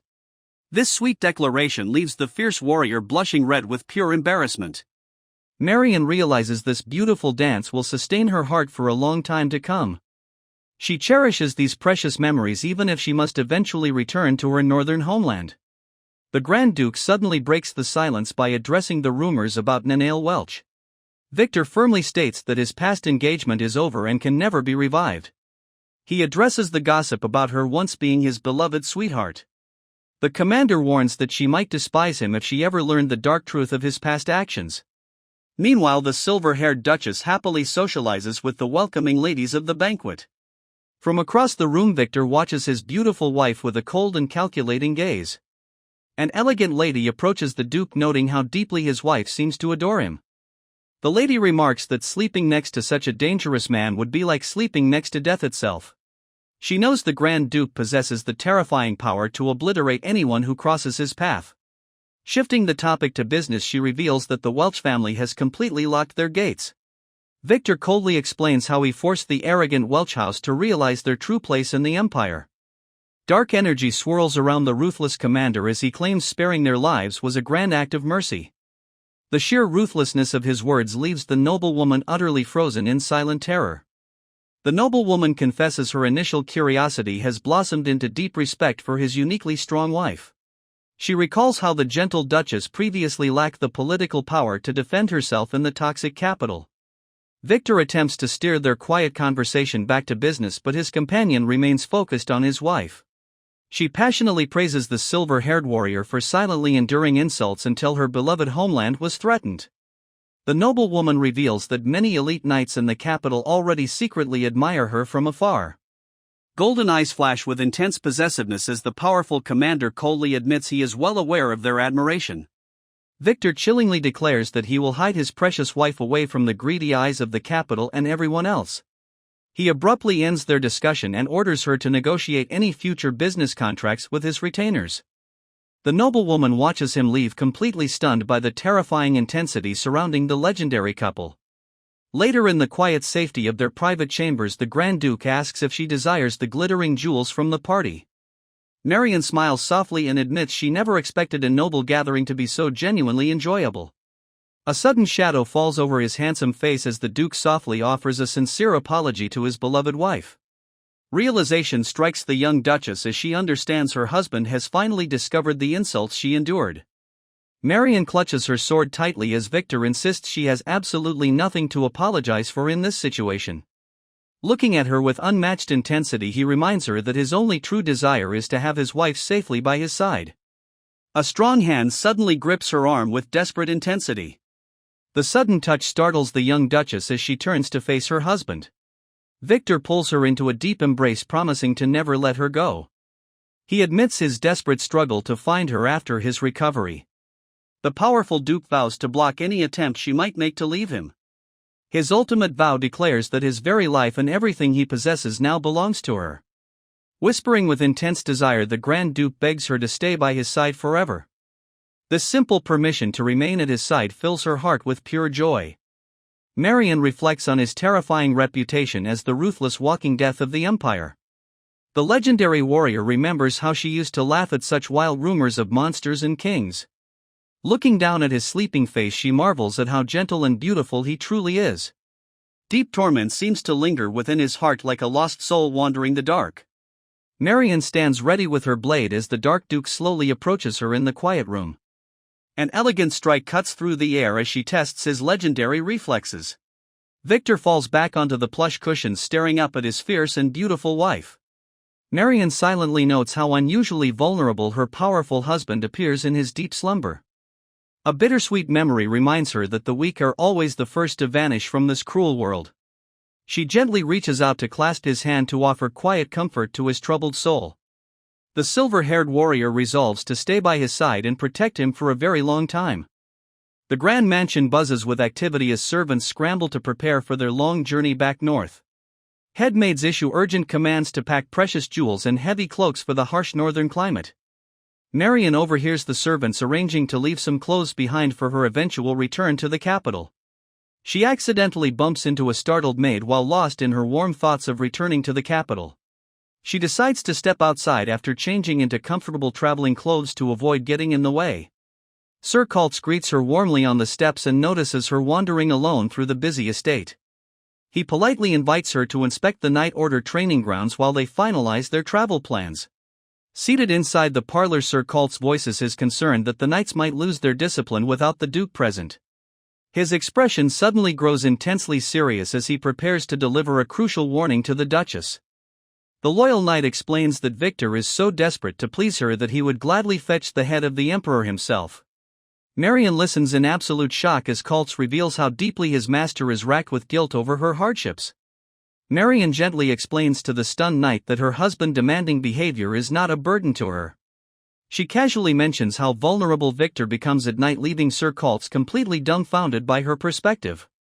Overwhelmed by her calm attitude, the loyal knight prepares to confess a dark secret about the ruthless actions of his master. Sir Kaltz reveals that the Grand Duke himself is the one responsible for forcing the entire Welch family to close their gates. Kaltz reveals the chilling truth that the Grand Duke himself forced the Welch gates shut. He warns that Victor spared their lives only to keep his dark side hidden from his beloved wife. Marion refuses to believe her gentle husband is the ruthless god of death the Empire fears. Sudden loud cheers echo through the estate as the eager knights gossip about Victor's unbelievable power. The loyal warriors swarm forward, desperately asking why their Grand Duchess has never visited them before. Sir Kaltz quickly steps in to restore order as Marion looks on with amusement at their intense excitement. Bright starry-eyed young recruits stare up at the legendary Lady Dragon with pure adoration in their eyes. Sensing their eagerness, she suggests a quick sparring match to pass the time before departure. With a single effortless strike, the Duchess easily sweeps the elite knight off his feet. She pleads with them to take the fight seriously so she can get some actual training. A sweating knight reveals that he was fighting with absolute sincerity despite his easy defeat. Stunned by his words, Marion realizes she might actually be far stronger than the Empire elite. Her deep thoughts are interrupted as her handsome husband arrives to announce they are ready to leave. The Grand Duke teases his beautiful wife by calling her a mischievous young lady in her simple traveling clothes. Marion worries her modest outfit does not suit her noble title, but her husband quickly dismisses her doubts. Victor holds her close and reassures her that she makes everything look incredibly elegant just by being herself. His playful teasing leaves her completely flushed with embarrassment as the servants giggle in the background. The loyal staff of the Grand Estate lines up to bow and bid their beloved master and mistress a safe journey.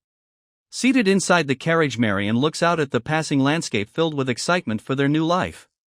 Her peaceful thoughts are shattered as a sudden commotion outside forces her wide awake in the dark. Marion steps out of the carriage to find the knight struggling to contain a sudden ambush in the night.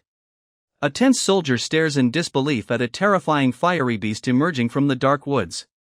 Refusing to stand idle, the brave Duchess leaps straight into the chaos with her weapon ready. She cuts down the snarling monster in a single swift motion to protect her traveling party. 4 days into their journey towards the north, the frequency of these monster attacks continues to rise. The silver-haired warrior suspects something has gone terribly wrong with the local defensive patrols. Chaos erupts as southern firewolves, which have absolutely no business being in the north, launch a fierce assault. Marion watches in disappointment as 3 elite knights struggle to take down a single beast. The honest words of a defeated knight echo in her mind, confirming she possesses legendary strength. Heavy footsteps shatter the silence as Victor steps forward with a cold warning to move aside. A single devastating slash from the Grand Duke completely obliterates the fiery beast in an instant. Blood splatters across her face as the young Duchess stands completely frozen by his terrifying speed. The ruthless commander stands victorious amidst the flames of his vanquished foes. Marion realizes that this journey is turning into a far more dangerous ordeal than she ever expected. She quietly watches the legendary walking death slowly reveal his terrifying true nature. Finding his carriage empty, Marion steps outside to find her exhausted husband wandering alone in the dark. Victor quietly admits that his severe exhaustion has somehow made it impossible to sleep.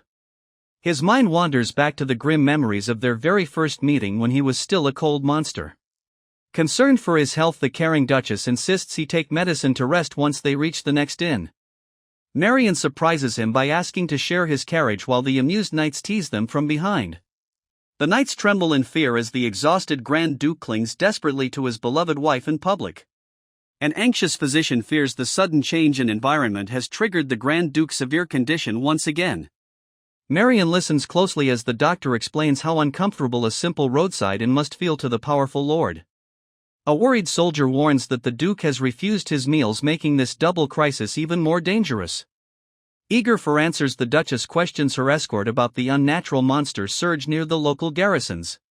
Sir Raoul carelessly suggests it might just be the dreaded summer mating season causing the sudden spike in beast activity.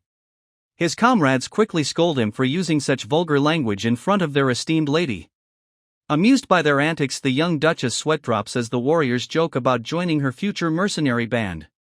They playfully banter about the lucrative pay of mercenaries compared to the prestige of serving a legendary order. Another loyal knight reminds her that every true warrior dreams of fighting under the strongest commander alive. Tension fills the room as they realize a single sleepwalking episode from the unstable Duke could wipe them all out. Whispers of concern arise as the blonde warrior admits he fears for the innocent townsfolk if their lord loses control. Deep sympathy fills her heart as she understands the terrible dread these men endure while guarding their terrifying master. Determined to help her suffering husband, she prepares a warm and hearty feast to bring to his private chambers. Victor sits slumped in complete exhaustion, quietly admitting that he has absolutely no appetite to eat anything. Marion understands the heavy burden of a lord who lives in constant fear of harming his own loyal comrades. She gently reassures him that none of this pain is his fault as she steps forward to share his heavy burden. The vulnerable Duke rests his head against his wife, finding solace in her quiet promise to stand by his side. A soft whisper breaks the silence as she asks him to close his eyes for a special gift she has prepared. She raises the heavy hilt of her blade to deliver a swift strike that will force him into deep slumber. The dining hall erupts in laughter as the knights tease their lord about his sudden 5-hour nap of unconsciousness. A terrifying glare from the Grand Duke instantly silences the knight, who marvels at the dangerous sleeping method. Victor playfully complains that his beautiful wife used a brutal blade to deliver his promised gift. The talkative knight quickly regrets his loose tongue as the Duchess gives him an incredibly sharp warning glare. Traveling farther north, the scorching weather finally cools down and the monster attacks thankfully vanish. Although the journey remains plagued by constant troubles, Victor manages to endure by dozing off in the carriage. Camp life brings its own simple joys as the talented chef whips up unbelievably delicious meals for the traveling party. Gathering around the warm campfire, the knights share legendary tales about the conquests of the Grand Duke. One veteran warrior explains how mere whispers of the Duke name once forced entire enemy armies to flee in terror. A sudden shadow looms over the campfire as Victor unexpectedly approaches and collapses onto the lap of his wife. Looking up with tired eyes, the weary lord whispers that he can only find peaceful rest by remaining by her side. Overwhelmed by his rare vulnerable expression, the young Duchess finds herself completely unable to refuse him. The playful atmosphere shifts as Sir Kaltz teasingly remarks on the relentless affection of his master. Whispers and laughter erupt among the watching soldiers as they jokingly debate who plays what role in the relationship. Sudden shouting from the edge of the camp shatters the peaceful night as the guards struggle to secure a wild beast. Marion instantly recognizes the massive nightmare URG, which has no business being out on the open plains. A worried knight begs her to remain seated so they do not disturb the sleeping Grand Duke. The noisy clash of steel echoes through the campsite as the brave knights struggle to restrain the beast. The loud commotion immediately awakens the slumbering lord, who silently stands up to join the fray. Grabbing his ornate blade, the legendary commander steps into the dark night despite the warnings of his men. A single effortless slash from the Grand Duke completely cleaves the monstrous beast in half. The stunned warriors cheer in absolute awe of his godlike power while his glowing eyes reveal his deadly nature. Marion looks on in sheer shock as her husband suddenly turns his terrifying focus toward her. A sudden cry of warning rings out as the young recruits cower in absolute terror of the rampaging lord. The brave Duchess quickly raises her heavy steel blade to brace for a devastating impact. Covered in blood, the Grand Duke stands completely lost in a nightmare as he orders everyone to stay back. The monstrous force of his strike immediately reminds her of the ruthless warrior from their wedding night. She struggles to hold her ground while desperately wondering what triggered this sudden sleepwalking rampage. Struggling against his relentless power, she realizes that fighting the giant beast would have been much easier.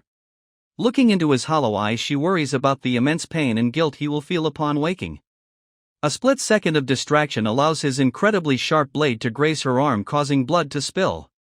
Ignoring the stinging pain, the gentle Duchess smiles and blames her own arrogance for letting her guard down. Swiftly slipping behind his blind spot, she prepares to deliver a merciful blow to put him to sleep once more. Morning light fills the quiet bedroom as the exhausted Grand Duke finally wakes up feeling completely confused. Marion greets him with a warm and peaceful smile as she prepares for the long journey ahead. Victor questions the strange object in her hands, which she proudly identifies as a valuable monster poison gland. Concerned for her safety, the Grand Duke gently warns his wife to step back before she gets covered in blood. Guilt consumes his heart as he stares down at her freshly bandaged arm and quietly offers a sincere apology. Refusing to let him drown in regret, the Duchess firmly reminds him that his illness is not something to apologize for. Seeing the heavy sorrow weighing on his face, she desperately searches for the right words to comfort him. She playfully asserts that his sleepwalking self is far too weak to ever cause her any real harm. Marion confidently insists her minor injury only happened because she let her guard down for a single moment. With a mischievous glint in her eyes, she asks if a master would ever get truly angry at a scratch from their beloved puppy. The nearby soldiers can only watch in absolute amusement as they witness their terrifying commander compared to a pet. Flustered by her bold words, the mighty lord scratches his head and recalls her previous comparison of him to a wildcat. Smiling warmly, Marion tells her husband to simply thank her and show his beautiful smile instead of feeling guilty. A rare and gentle smile warms his face as the Grand Duke wraps his arms around his beloved wife. Their sweet embrace is quickly interrupted by the loud shouts of the teasing knights standing beside the dead beasts. The cheeky warriors begin to gossip about how the terrifying commander is perceived by his young wife. Marion instantly regrets her absolute honesty as the playful squad relentlessly mocks the soft nickname of their lord. They compare his legendary titles of terror with the hilariously cute pet name she so casually bestowed upon him. The embarrassed Duchess stands frozen in disbelief while the soldiers laugh at the ultimate fate of married men. Arriving at a cozy roadside tavern, the playful banter finally settles down as the evening shadows stretch long. A freezing look from Marion immediately sends the terrified instigator running away to save his own skin. She happily anticipates the long-awaited luxury of a warm bath and a soft bed after days of endless travel. Slipping out into the dark night, the cloaked Duchess quietly explores the mysterious surroundings of the quiet town. Inside the dimly lit tavern, weary travelers share quiet rumors over heavy drinks, unaware of the danger lurking nearby. Two local mercenaries share a quiet drink in the corner of the dimly lit tavern. Slicing through their conversation, the hooded Duchess smoothly approaches their table with an offer to buy them a drink. She slides shiny gold coins onto the wooden table, displaying the unmistakable charm of an experienced professional. Marion casually spins a tale about retiring from the mercenary life after marrying a wealthy noble husband. Displaying the rare specimen, she reveals the highly valuable poison gland of the fallen nightmare URG. Stunned disbelief washes over the seasoned warriors as they realize the deadly beast was successfully slain. Amused by the thought, the Duchess laughs because she technically conquered the master who defeated the beast. The sharp female mercenary immediately flags her story, pointing out that Urgs only nest high in the rugged mountains. A serious expression takes over her face as she confirms that this unnatural migration is exactly what she wants to solve. Understanding their business, she knows mercenaries monitor monster populations closely for lucrative contracts. Revealing the dark truth, the blonde warrior admits that wild beasts have been acting erratic and growing in numbers. Piecing together the troubling clues of weakened border defenses, she respects the confidentiality of their guild. Leaving them with the rare prize, she offers the expensive pouch as a generous thank you for their assistance. Laughter erupts from the table as the mercenaries mock the mysterious husband who tamed such a fierce warrior. A mischievous spark ignites in her eyes as the clever lady silently wonders if her retirement is truly permanent. Marion enjoys her drink while humorously plotting her potential return to mercenary work. A sudden loud shout of her name catches her off guard, causing her to spit her drink in pure shock. Victor suddenly looms over the table, demanding to know what his wife is doing in such a dark tavern. The mercenaries stare in absolute awe at the breathtakingly handsome husband who just barged in. Desperate to avoid any more embarrassing questions, the flustered Duchess quickly drags him away. The seasoned mercenaries call out to the departing couple to establish their final terms of cooperation. The cheerful warriors explain their code of honor and ask where they can send their future reports. Marion tells them to deliver their findings to the Mort estate using her own cheeky code name. Roaring laughter follows them out into the cool night as they tease her about keeping her husband happy. Victor looks completely bewildered by the strange interaction and asks about the identity of the duo.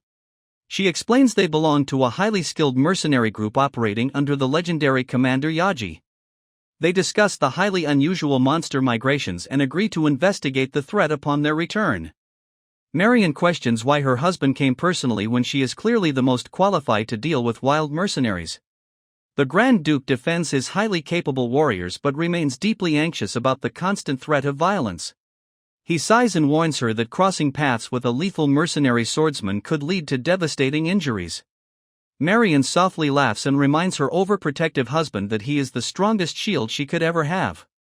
Defeated by her sweet words, the serious commander gently requests that she always inform him before heading out alone.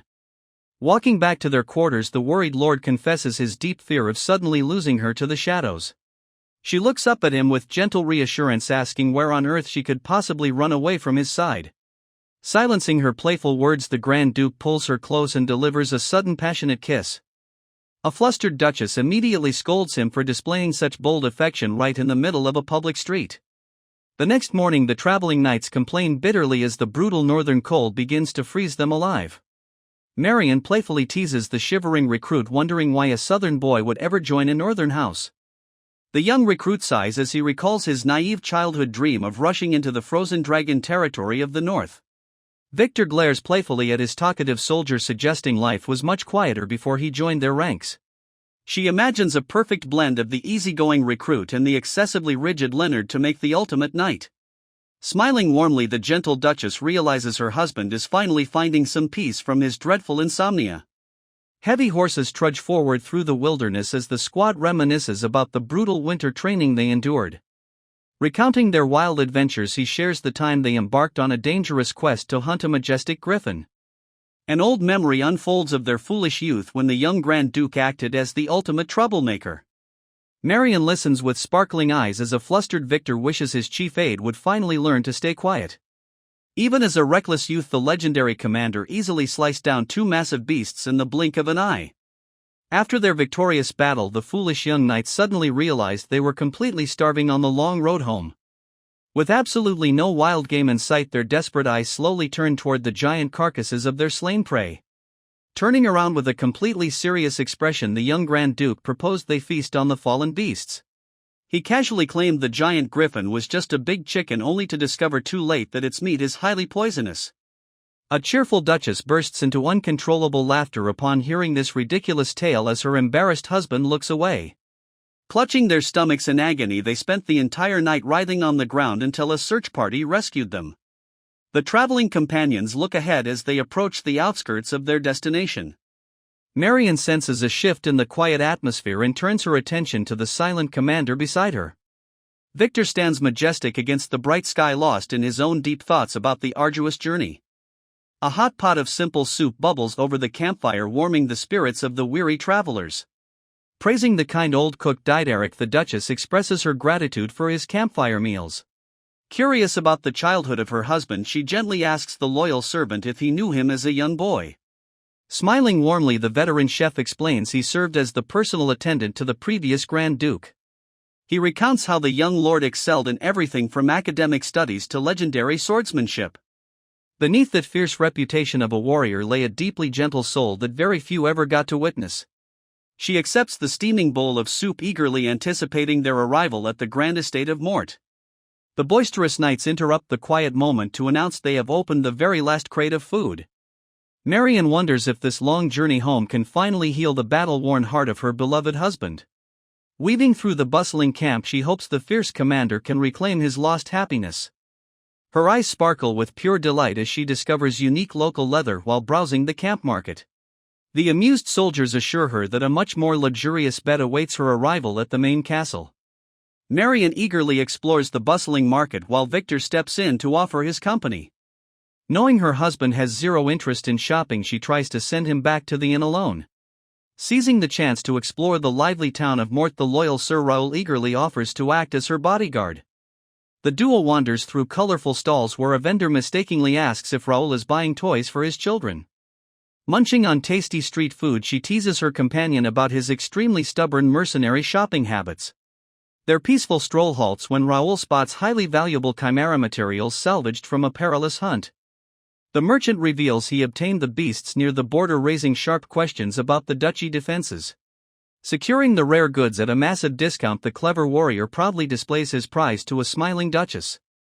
Shady warnings of scheming rats overrunning a masterless home linger in her mind as they prepare to head back. This immense northern territory stands as the wealthiest domain in the empire, guarded by a legendary order of knights. Sitting inside the carriage, the Duchess marvels at the prosperous land that completely dwarfs her southern home. Victor quietly watches his beloved wife, noticing her expression grow more somber the closer they get to the castle. A rare warmth fills his chest as he softly describes his dream of living peacefully together with no one else around. Despite ominous rumors of political rats taking over his lands, the commander maintains absolute faith in his retainers. Softly pressing a kiss to her silver hair, he promises to handle everything as long as she stays by his side. A biting northern wind seeps into the carriage as Victor holds his wife close and whispers a quiet promise of safety. Sudden thunderous cheers echo through the bright sky, announcing the grand return of their beloved master. Marian peers out in surprise as overjoyed citizens line the clean streets to wave and toss colorful confetti. The stunning capital of the Northern Duchy unfolds before her eyes in a magnificent display of color and life. Marveling at the impeccably maintained streets, the Duchess praises the prosperous beauty of her new home. Victor looks out with a deeply serious expression, noting that this pristine peace feels incredibly unnatural. A sudden wave of confusion washes over Marian as she observes her husband growing increasingly tense. Golden spires of the Mort estate rise majestically in the distance, standing as an ancient monument of imperial history. Admiring the breathtaking fortress, Marian marvels at the structure that looks as though it was carved from solid ice. Rows of loyal servants and knights stand assembled at the castle gates to welcome their lord home. Savoring the moment, the Grand Duke acknowledges his devoted staff for carrying the heavy burdens of the estate. Turning to his head attendant, Victor immediately inquires if the private chambers of the Grand Duchess are ready. Marian watches him closely, sensing the heavy armor of responsibility that her husband must wear inside these walls. The head attendant proudly presents the grand and luxurious chamber prepared for the new Duchess. Marian silently observes the staff as they move with absolute speed and eerie silence while unpacking her things. The stifling tension in the room grows heavier by the second, making the young Duchess feel incredibly anxious. Suddenly, a startled maid accidentally drops a heavy box, causing a sharp clatter to echo through the quiet room. The poor servant immediately drops to her knees in absolute terror, begging for mercy over her simple mistake. Staring at the trembling girl, Marian realizes this goes far beyond normal awkwardness and senses a deep, paralyzing fear. Gently kneeling beside the crying girl, the compassionate Duchess reaches out to check if she is physically hurt. She calmly orders the head maid to take the shaken girl away to rest with a warm, soothing drink. Watching the retreating servants, she wonders what terrifying presence could have caused such immense dread in this house. Trying to put the anxious maids at ease, Marian quickly selects a simple and elegant gown for the upcoming banquet. Dressed in the breathtaking white gown, the stunning Duchess prepares herself to face the mysterious secrets of the castle. A simple thank you from the Duchess only sends the highly anxious maids into a state of panic. The heavy silence finally breaks when the Grand Duke enters the room to admire his beautiful wife. Blushing deeply, she secretly admires his breathtaking presence before they head out together. They step into a magnificent banquet hall illuminated by massive golden chandeliers. Victor raises his glass in a grand toast to commend the loyal warriors who defended their home. An embarrassed Marian quietly enjoys her feast as the boisterous knights boast about her epic battle skills. The traveling knights laugh freely, but the local retainers remain strangely stiff and tense. The cheerful soldiers playfully tease their commander as they pour more wine and celebrate late into the night. The local knights quickly pass out on the banquet table, leaving the Duchess to joyfully finish her delicious wine alone. Noticing her husband has suddenly vanished from the noisy celebration, she slips away to search the quiet halls. She finds the Grand Duke standing alone under the starlight and gently approaches him to offer her company. Victor explains he needed fresh air before tenderly draping his warm fur cloak over her bare shoulders. Marian silently studies his face, realizing that returning to his massive ancestral home has only made him grow quiet. When he asks her opinion on Mort, she warmly compares the beautiful icy fortress to her own southern home. Golden eyes soften with pure affection as the commander declares this vast northern land now belongs to her too. Victor smiles warmly as he confesses his desire to bring his beloved wife to a secluded sanctuary. Marian gasps in shock when he softly whispers his wish to hide her away from the rest of the world. A sudden wave of disbelief hits her as the commander tenderly reaches out to cup her cheek. Her mind races with confusion as her husband suddenly drops his heavy cloak and pulls her into a tight embrace. He whispers that his deepest regret during his illness was their inability to properly consummate their marriage. He whispers a quiet confession about their unfulfilled wedding night that sends a sudden jolt through her heart. Her cheeks flush a deep crimson as she struggles to process his suddenly bold and incredibly gentle request. Boldly inviting her to his private chambers, he chuckles when she nervously agrees under the guise of guarding his sleep. Holding her close to his chest, the weary commander admits that only her presence can ward off his endless nightmares. Feeling his warm touch, she wonders if there is any real reason to resist this incredibly sweet and dizzying temptation. Remembering his uncured illness, she gently stops his advances and reminds him they still have a lifetime together. A quiet understanding fills his golden eyes as he softly agrees to wait for the perfect moment to claim her heart. Exhaustion takes over as he leans his heavy frame against her, hoping she cannot hear the frantic beating of her own heart. She pleads with him to walk straight in the grand hallways, especially since the royal castle staff is watching them closely. Even seeing their master in such a rare and playful mood only leaves the terrified servants trembling with immense dread. Reaching the safety of his private chambers, the mighty commander instantly collapses onto the soft bed in sheer exhaustion. Marion watches him collapse onto the bed and prepares to make him comfortable. Suddenly, a strong hand tightly grips her wrist and stops her from pulling away. With a sudden tug, the mighty commander pulls his surprised wife down onto the bed beside him. Looking up at her with intense devotion, he softly addresses her as his Grand Duchess. A rare vulnerability fills his golden eyes as he begs her to never leave his side. She wonders if the sweet alcohol or the return to his ancestral home has made him so emotional. Realizing that words are simply not enough to soothe his weary heart, she leans down to kiss him. Looking into his eyes with absolute tenderness, she promises to always stay by his side. A peaceful smile finally graces the face of the Grand Duke as he drifts into a deep slumber. Bright morning sunlight streams through the elegant windows, signaling the start of a new day. Marion wakes up alone to find a sweet handwritten note from her husband asking her to rest well. The quiet morning is interrupted when the head maid delivers a strange request from the Grand Duke. Marion grows highly suspicious when she is ordered to remain confined to her room for the entire day. Trusting her husband, the Duchess wonders how to break the icy tension with her stiff new staff. She gently asks a trembling maid named Mary for her name and offers a warm smile to ease her deep terror. Hoping to bond over time, she requests some books to read until her husband returns late in the evening. Victor returns to find his wife resting peacefully and leans in close to share a quiet, tender moment. He promises her a tour of the Grand Fortress once she is fully recovered from the long journey. A sudden shadow falls over his face as he asks her to remain strictly within the inner castle for now. Explaining that safety cannot be guaranteed, he pleads for her patience despite the strange confinement. Her confusion deepens when the Grand Duke proposes stationing elite guards right outside her bedroom door. Though doubts linger in her mind about his true motives, she accepts his request to put his heart at ease. Victor gently coaxes his wife to relax and enjoy the grand castle on the sole condition that she never steps outside. Accepting his protective embrace, she decides that his happiness is worth being locked in an icy tower. A lively knight unexpectedly arrives at her chambers to pay his formal respects to the new Duchess. Sir Raoul jokingly complains about a terrible hangover before praising her incredible strength as his idol. An eerie loneliness fills the grand dining hall as Marion sits down to eat her first meal completely alone. Learning that her husband is surviving on dry bread and cheese during his meetings deeply worries the Duchess. She immediately orders the kitchen staff to send hearty roasted meat to sustain the busy Duke through the night. Before leaving, she asks the maid to notify her immediately if anyone arrives asking for a person named Skinny. The bizarre nickname leaves the young servant standing in absolute confusion as she tries to decipher the secret code. The once terrified servants slowly begin to open up as warm interactions fill the grand icy fortress. Marion gladly shares her delicious treats with a flustered Mary who poured her heart into the baking. Sir Raoul chuckles as he praises the young Duchess for being the absolute embodiment of chivalry and honor. Believing in her husband, she claims Victor would easily show the exact same kindness under these circumstances. The green-haired knight quickly counters by describing the Grand Duke as an incredibly ruthless ruler. While Marion insists Victor is sweet, the mere mention of his name instantly strikes deep terror into the young maid.